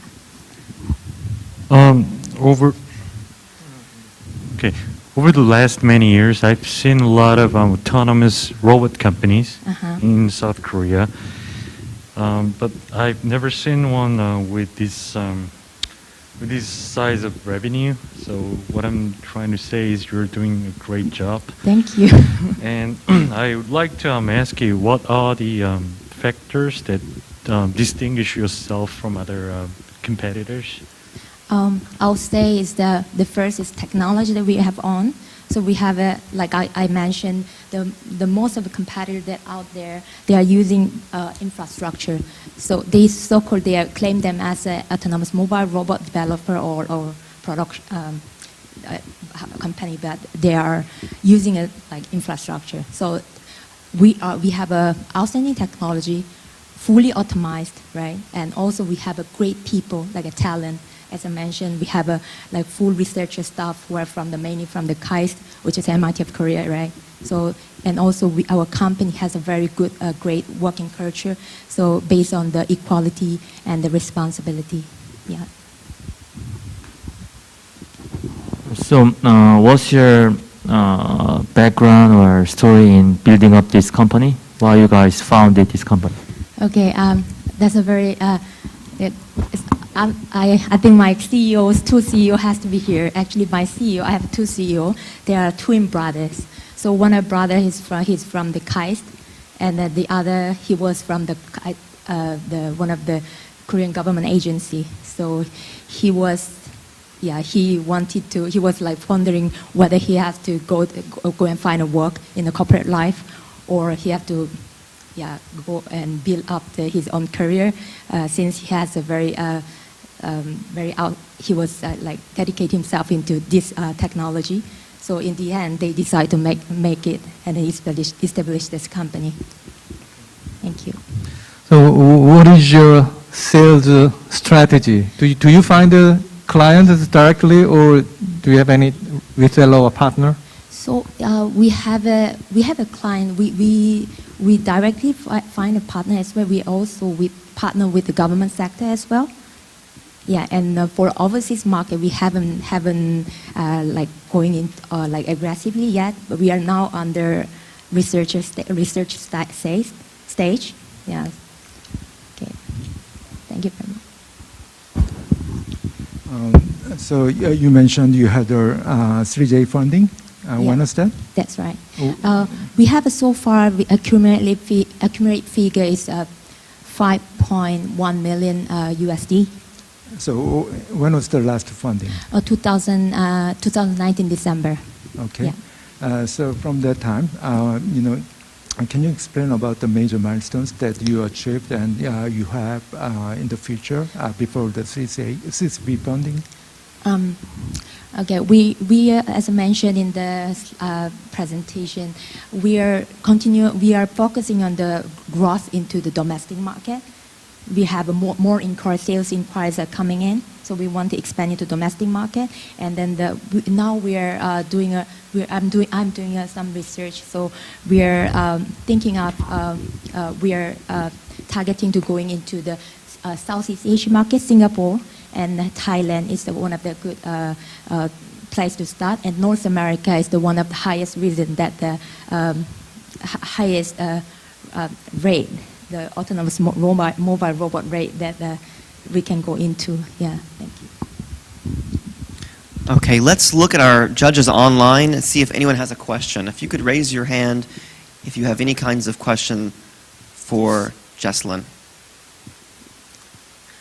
Okay, Kongtang, I see you. Actually, it's not really a question. But first of all, congratulations for your good work. Thank you. You did quite well with the competitive market like this. So with what you are doing, is there any new line of product that you want to develop in order to sustain the startup? The TAF system was actually released last month to like expand our business further. So TAF, based on the TAF platform, we have released Taras L, Taras Logistic, and Taras normal So we are going to tap on this platform, to expand our sales. Great. I think there was also one more question from Rosalind in Singapore. Targeted any heavy industry companies before? Could you repeat that one more time? The beginning was cut off. Have you targeted any heavy industries? Oh, you mean, okay. We have currently we have a customer.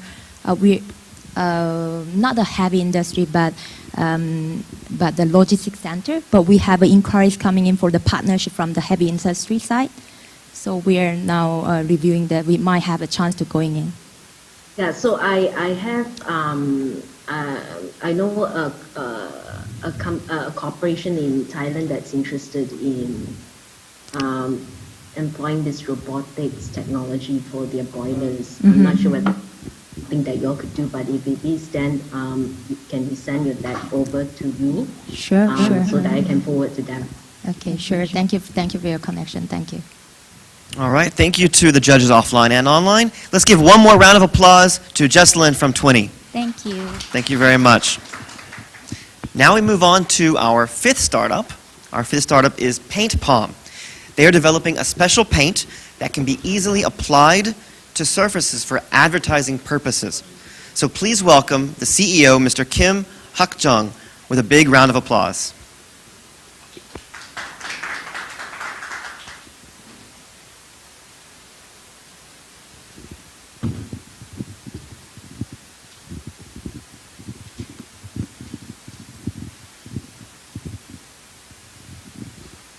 Hi, I'm Harry Kim, the CEO of Paint Palm, and today I want to tell you what kind of business we are doing. We are find a way to advertising with paint. First of all, I want to tell you about the advertising. Company wants to do the advertising to the customer on what they're doing. But on the TV or on the street, there is so many advertising, but people don't want to see it anymore. And one more thing is, online or social network service, there is many companies are advertising on there, but people don't want to see it anymore also, and it's so struggling. It's so many companies complex. So we need to find a new way to advertising. So we are doing with our screen paint as paint. Our first item, screen paint, is SPG for glass. It can make a really high quality screen on the glass with the paint. This paint can make like this screen, and it's very easy to fill up easily also. So any kind of window can be a display on the street, on the shop. So we are spreading it. I just tell you about my story. In 1974, my parents started the paint shop in Daejeon, and I was born in 1983. So I was born in paint shop.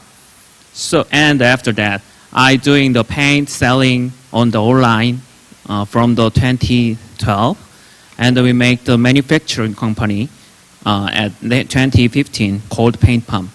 So my whole life from the paint.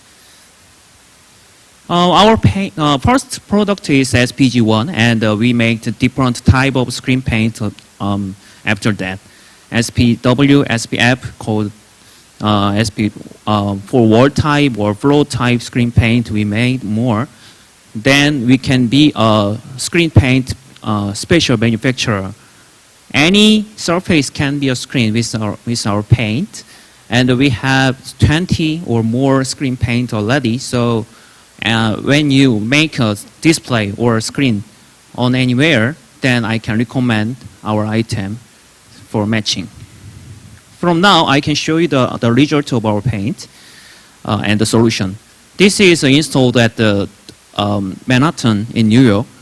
It's very thin and it's very high resolution, and very bright for using in daytime also. And it looks like a cup, so we call it cup signage. So Dunkin used this item, three points, and they want it spread out, but the corona is not good for us. So after that, we will spreading out like this side.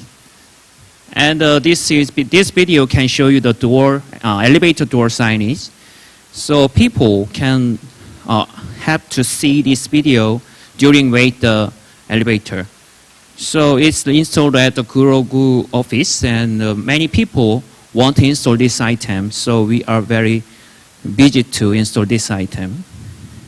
And one more thing is, it can make a screen and touch screen at the outside of window. So people can searching the shop's menu, or they can enjoy the game at the outside from the shop. So people don't need to get into the shop and don't need to meet the people. So now this season is good item for the people. And one more thing is, there is so many empty places on the street because the shops are closed. So we're using that point for the advertising or for the art. So the media art, who can make a media art, they are showing their contents on that window, and we are working together. And the government want use the like this empty place. So people really like this one also. Yes, and our item, wall paint, can apply to the museum. So we can make a big size edge blending screen, and we can make a touch board on the wall for the education or for the conference. And one more thing is, we can make a different shape. Custom signage can make on the wall, on the floor also. So no more display like a LED or a LCD like that one, cannot make like this one. That's our competitive point. So normal display cannot make like this shape, or the cost and the usability is very high because we are just liquid and the paint. Many kind of our paint can use very easily and very easy to use and will have low cost.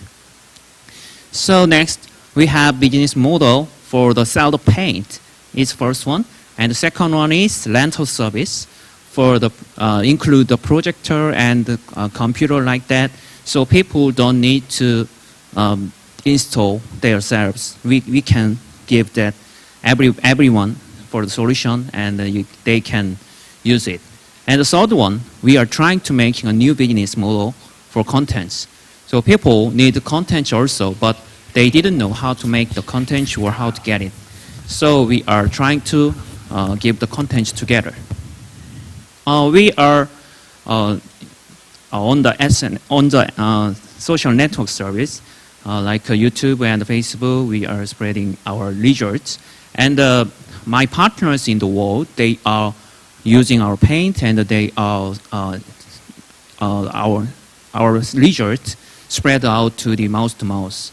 So we are spreading, and we have partners in the world. Many companies are working together us.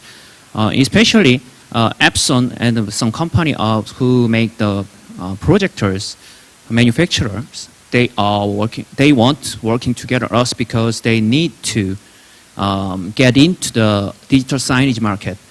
So we are a very good partner what they think. And we have many customers already, but we need more customers for using our item or for the advertising. And maybe each customer wants different type of screen, type of solutions. So we are trying to get more and more. We have this year we are past the break-even point, and maybe 3 years later we can be a 10 million revenue company. We have just 5 years ago, we just selling the paint company, but now we have the content designer, and we have the engineer for the chemicalist, and the professional members and to many people help us to like that, and very hard worker me is working together then. So we want be a bridge between advertising and art, like contents. So we are trying to make a new advertising in a new way every day with our S-Paint. Thank you for hearing. Thank you very much.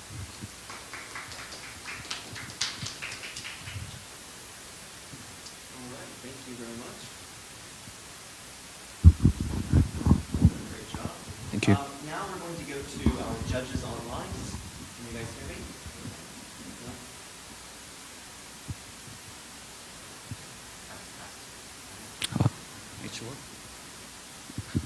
So we're going to go for our judges online. So online judges, let's give you a chance to talk first. Does anyone have a question? Online judges. Okay, yes, Tommy from Finland. Thank you for a very nice presentation. It looks to me like your main future business is in renting the projector and the player and also the content. But in any case, I would like to ask if there's what's the magic in the paint? How it differs from any white paint which you could paint and then project an image to? So what is the key in the paint that how it differs from other white paints? Okay. We have the many kind of screen paint. First one is SPG for glass, as it's the through video real screen, so it need to showing the video on the window, so it have a very good spread to the right source. And the wall type paint, the color is not white. We make the silver or dark silver or many kind colors screen we made. So it can make a very high resolution and a very high contrast also. So the people think just the reflection is important point for the making screen, but the truth is the resolution and the contrast is very important point to making a very high quality screen. So our paint based on that. All right. Do we have another question from the online judges? Yes, Kong Tang. So with the solution like this, so could you customize could you can customize the message to the audience that your customer want, like the class that you demo on the advertising in New York, I think. Is it produced by your side or by any agency outside from the customer? Do you provide that kind of service too? Basically, we cannot service to the every country in the world. We have 7 members, every 8 members. So we have many partners in the world, and we are finding to also. We need someone can install the projectors and someone can install the paint also, and they need to think to how to make the good content to the announce the people, to the people. So we need really creative partners in the world, and we already have 20 partners in the world, and we contract with them, and they are doing our business together. So we need to growing up, so we need to find the new partners who can work together us. Great. Let's move to our offline judges if there's any questions from the offline judges. Yes. So you said that advertise with the paint, but as you might be aware that the outdoor advertising market is decreasing dramatically, taken by the online advertising, because it is not measurable. So is there a special reason you are get into the outdoor advertising market, advertising industry? I think the advertising market cannot, the outdoor advertising market leaders is right, but people need to advertising because their revenue they are growing down. So nowadays, really many people call me. They want making a different type of advertising. When the circle one or the shape is a little different from the other screen, then people seeing that advertising and they like it and they get into shop or they want to buy it from there. So that is a very not good situation, but very good chance for us, I think, because people want making a different type screen, different type advertising. They want to make it, and we not focus for the just outdoor. We can make an indoor service also, so we can make it at the elevator door signage I already show you. So people working at their office and the people looking around in the building, then they can see our digital signage on the elevator or floor on the wall. Also, they want to see. So it can growing up, I think. So your team is very confident to selling your product? That's right. Yeah. All right, we have one more question. Okay. The product that you're offering is a paint. Paint is in liquid form, right? And how long does it take for the liquid to dry and create a screen? It's a little different for each paint, but normally under the 30 minutes, 30 that minutes. can be a screen. It's hardness going to hardness. If you apply this on paint outdoor, is it also a weatherproof? I mean, what if it rains? We have a different version for the waterproof version or water-solved version. So water-solved version can use for the short-term or event, and the waterproof version can use for outdoor and also. So we have different type, 20 kind of screen paint are different like that. Outdoor version or indoor version or colors are different. All right. Thank you very much for all the judges' feedback, and let's give one more round of applause to Paint Palm. Thank you very much. We now have our sixth and final startup, which is Confilter, and Confilter is developing an innovative semi-permanent filter to reduce indoor pollution. So please welcome the CEO, Han Daejeon of Confilter.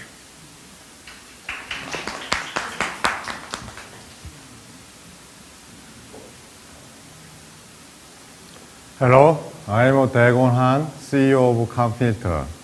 Confilter has developed the fine dust reduction system, which can be used almost permanently without filter replacement or cleaning.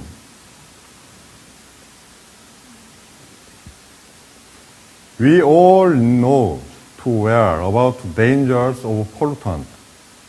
In fact, 91% of world population lives in polluted areas. And in recent years, we may have heard about the pollutant called PM2.5. But did you know that the number one cause of PM2.5 in cities is from cooking?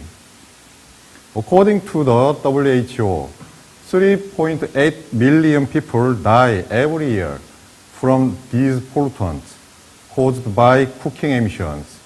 In the United States alone, 700,000 restaurants emit 285 tons of PM2.5. And in Korea, the Ministry of Environment send notification to the public about the level of PM 2.5. 76 is considered very bad and not recommended to go outdoors. But Korean BBQ restaurants produce 13 times more emissions than this.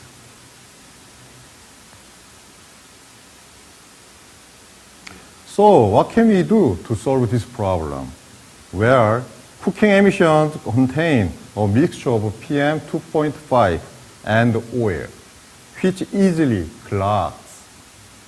But the current filters in kitchens aren't good enough. They are expensive and need to be frequently cleaned and replaced.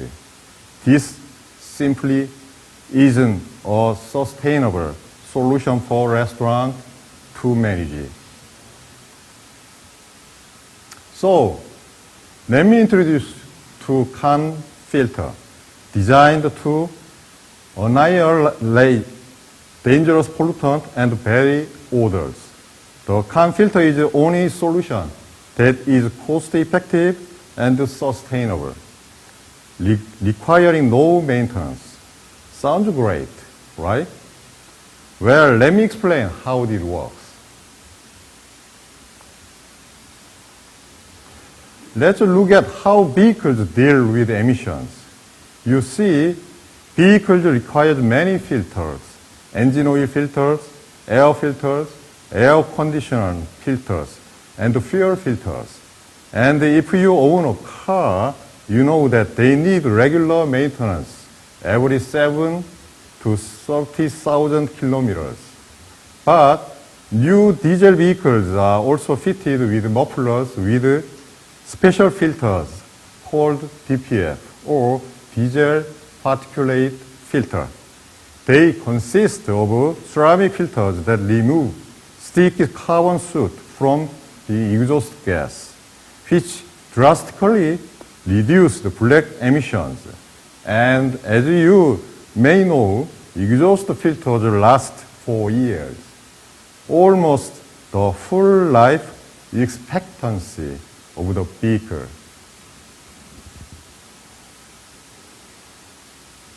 So we have taken this innovative technology from the automotive industry and applied it to our can filters to reduce cooking emissions. This technology effectively removed PM 2.5 and odors with its ceramic filter in the daytime, and automatically cleans the filter through catalytic oxidation reaction at nighttime. This means the filters do not require cleaning or replacing. We registered 5 patents in Korea, Japan, and United States, and we are proud to say that it has been approved by California State's strict standard.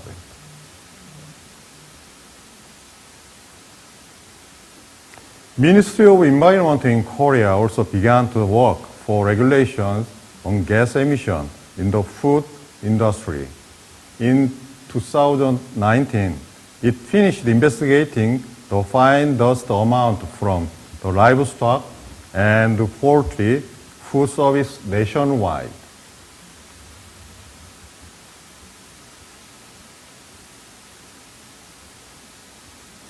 In addition, it also investigated the fine dust amount from group meal facilities, such as schools, large corporations, and government offices, and also surveyed mass food production facilities, such as bakers and coffee roasting facilities.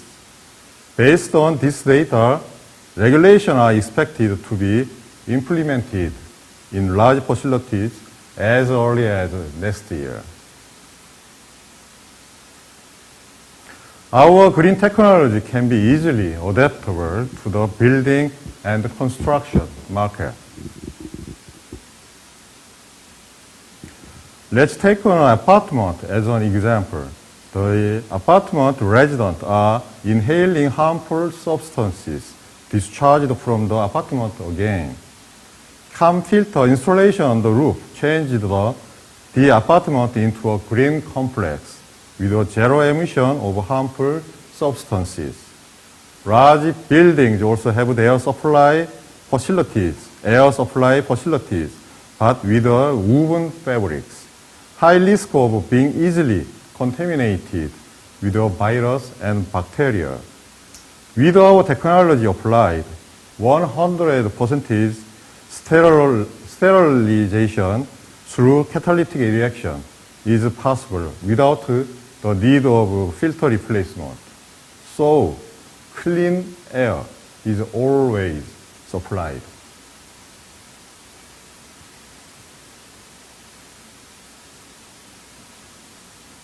Our filter technology, CAM filter, can play an essential role in the global trend of green building, and we are participating in several smart city projects in Korea. In April, our filter system has been installed and operating in very expensive building in central Seoul.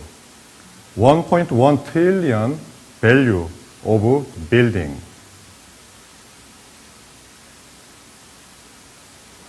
CAM filter participated in the California State program and proved its excellent performance.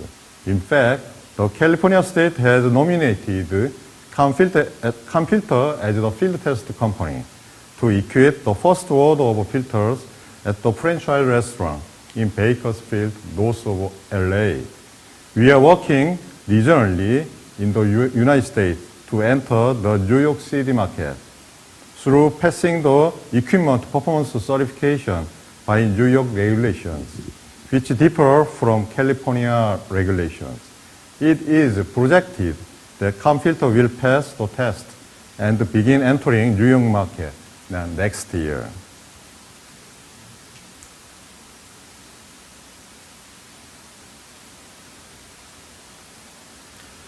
CAM filter has been funded $3 million until now. CAM filter now has a fundraising plan for global business with a target of $5 million US. We are seeking partners who will share our vision of creating the more healthy world with CAM filter.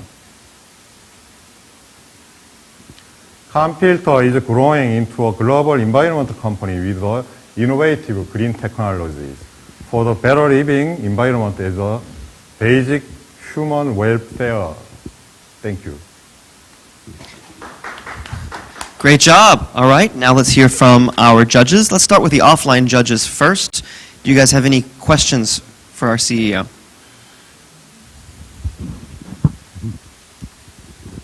Okay, so thank you for the great pitch. And can you please let us know about your sales strategy, beginning from in South Korea? So how are you going to sell your devices in South Korea? Sales strategy, okay. Yes. Actually, we are contacting the several local governments, and they have the project next year for mass production food facilities like elementary school or middle or high school. And also, we have several buildings, and they are contacting us for their some kind of the very older problem. So maybe next year, I think it's maybe kind of the start year for mass selling. Have you thought about the rental business to reduce the initial purchasing prices? Yeah, actually, the price is a little kind of the bottleneck to enter the market in Korea. And some bank contact us. Maybe it's very good. It may be a very good program for rental.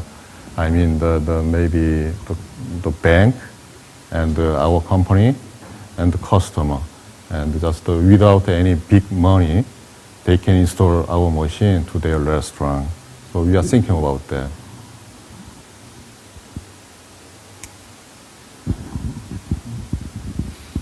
Mr. Han, good to see you again. Oh, nice to meet you. Since Last time he was my investment company CEO. Anyway, can you explain about your business development in the United States? Sorry? Can you explain your current business development in U.S.? Okay. So you have some partners, and you, what kind of business partners do you have for sales and distribution? And second question would be, now we are going through the COVID-19 environment. So under this environment, the restaurants, your main target, the market might be, getting slow. So do you have any plan B? Yeah. The U.S. market is a very big market, and maybe it's a little harder to enter, and we need partners. So the first partner can be the duct company, the nationwide duct company, and the second company may be the equipment company for restaurant cooking. For example, food system company or grill company. That kind of company can be our partner company. And actually, we are contacting the duct company, some of the duct company in LA and New York. And they actually asking us the kind of the exclusive contract. So I think it's kind of the dangerous contract. So we are not not yet, but maybe we can make several contracts with them. And actually, this is my second business, as you know. Yeah, actually, he invested our company, the first company, and the U.S. company, U.S. market, it's very big, but they need kind of the certification, and the certification process is very different from city by city. For example, LA, they have their own certification process, and New York also have different certification process. So we have to do testament in United States by every city, almost every city. Yeah, it's not totally different. It's a little similar, but anyway, I think we need several testament for entering their cities. We have actually one more question from the online judges. They already sent it from Rosalind. She's asking, is the market moving towards electric or induction barbecue, cooktop?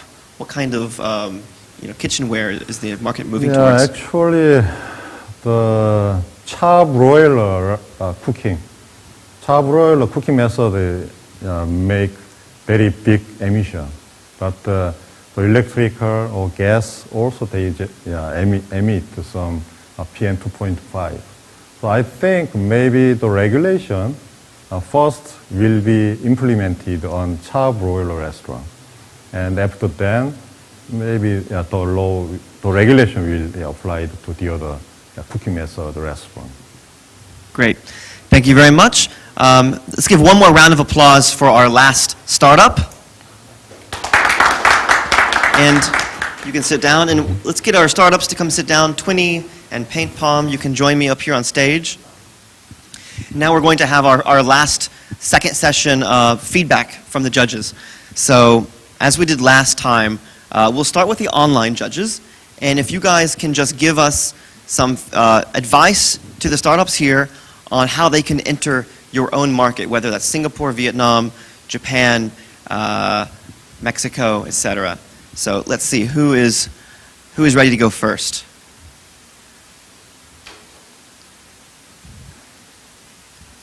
Any feedback? Okay. From Vietnam. I'm interested in Paint Palm. I basically can connect you right away with one of the biggest agent in Vietnam for you to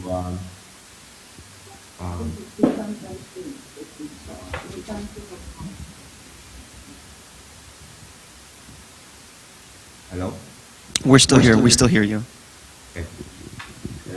So I can connect you with them, and I would love to discuss with you more on that, how we can partner, or we can get you into Vietnam, because I saw the potential in your product and how you do it.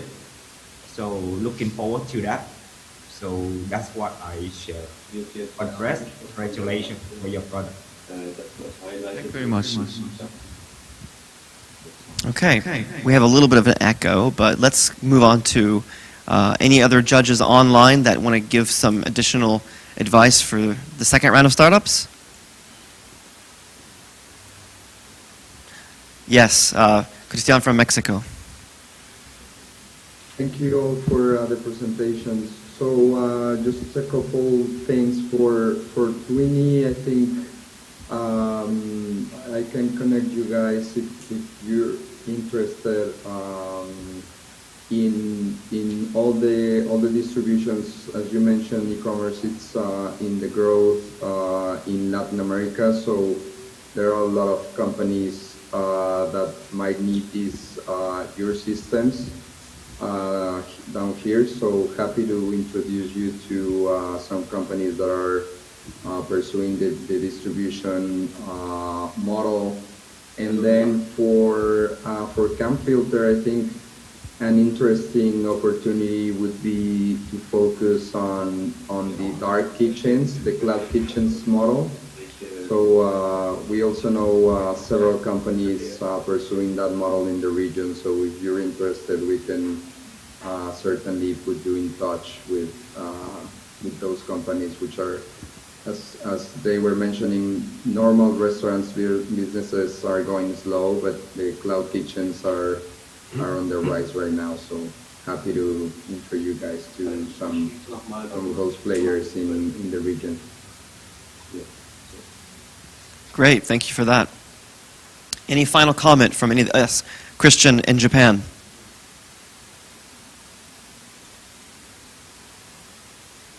Restaurants are doing business as usual. So if you want to enter the restaurant business, it might be a good idea actually to do that in Japan, in Tokyo, and of course in the other bigger cities like Osaka, Fukuoka. Yeah, the situation here is pretty relaxed in terms of COVID. And I was interested in also in this robot company, and again here in Japan the market is dominated by large corporations, and there are some companies which have a huge number of warehouses and logistics companies, and yeah, so I could also make some connections. I don't know if the company is already represented in Japan, but it might be interesting. Thank you. Thank you very much for your comments. Any final comment from our judges online? If not, then I'll go to the judges offline. All right? So offline judges, would you guys give any advice to these three teams for global market entry or anything else?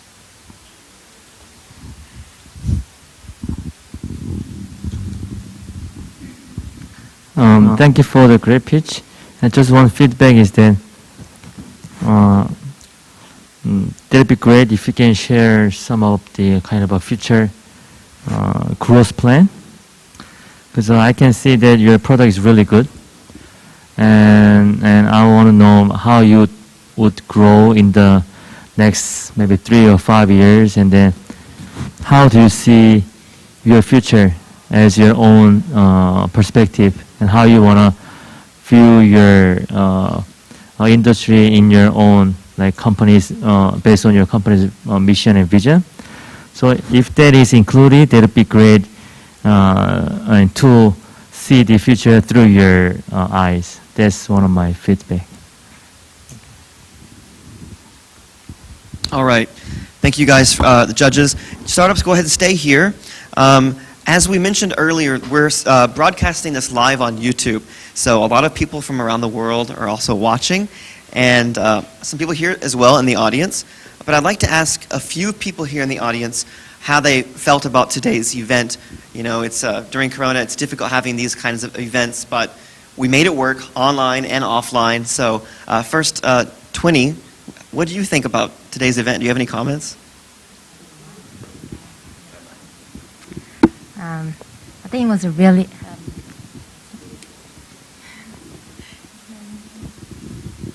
I think it was really a great opportunity and an eye-opening for me, and it's definitely a beneficial event for a startup company.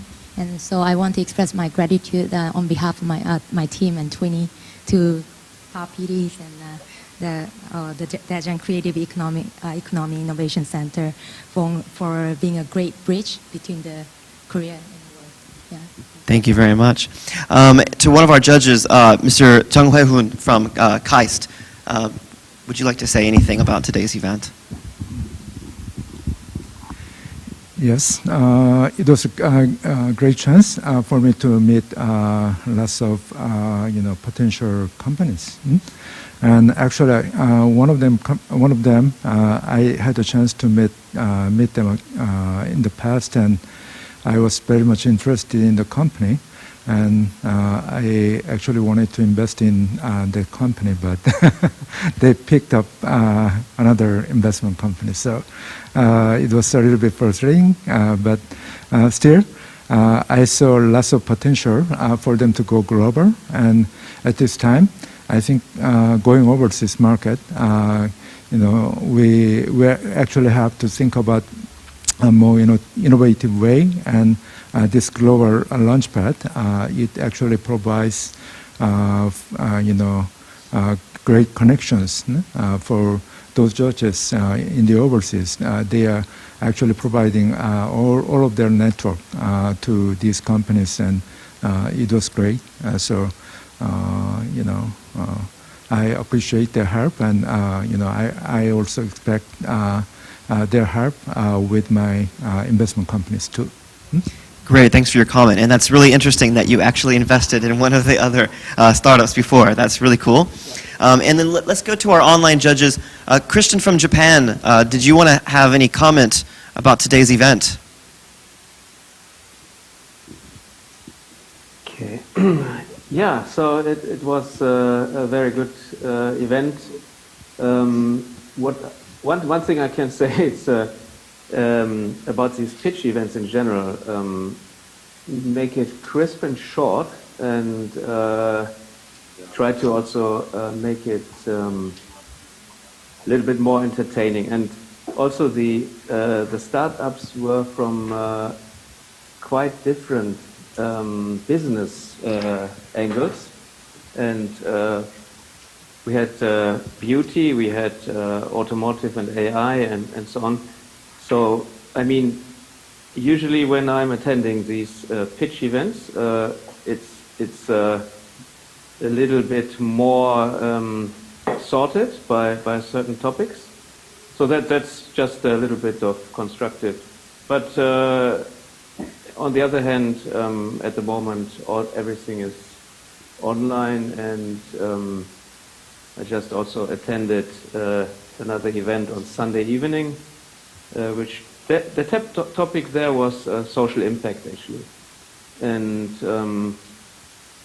yeah, I'm very happy to attend this event, and I wish everybody good luck. And yeah, if you are interested in also connecting with a global innovation ecosystem, I invite you to also check out our PDIE, Purpose-Driven Innovation Ecosystem website. And we are especially looking for sustainability related solutions, and at the moment we are also partnering with the Earthshot Prize initiative by Prince William and David Attenborough to find game-changing initiatives to prevent climate change and all these other kind of things. Yeah, thanks very much for having me, and good luck to all the participants. Thank you very much for your comments, Christian. And everyone, give one more round of applause to all the startups who pitched today. It was really great. And if you would like to request a second meeting with today's startups, whether you're offline or online, then you can contact Kwon Young-kyung from the DCCEI for further information. So this concludes the Daejeon Startup Global Launchpad 2020 event organized by Daejeon CCEI. Thanks again to all the startups who pitched, all the judges who came from offline and online, and to all of you who are joining by YouTube or offline as well. Once again, I'm Jonathan Moore, and it was a pleasure to be your host today. Thank you.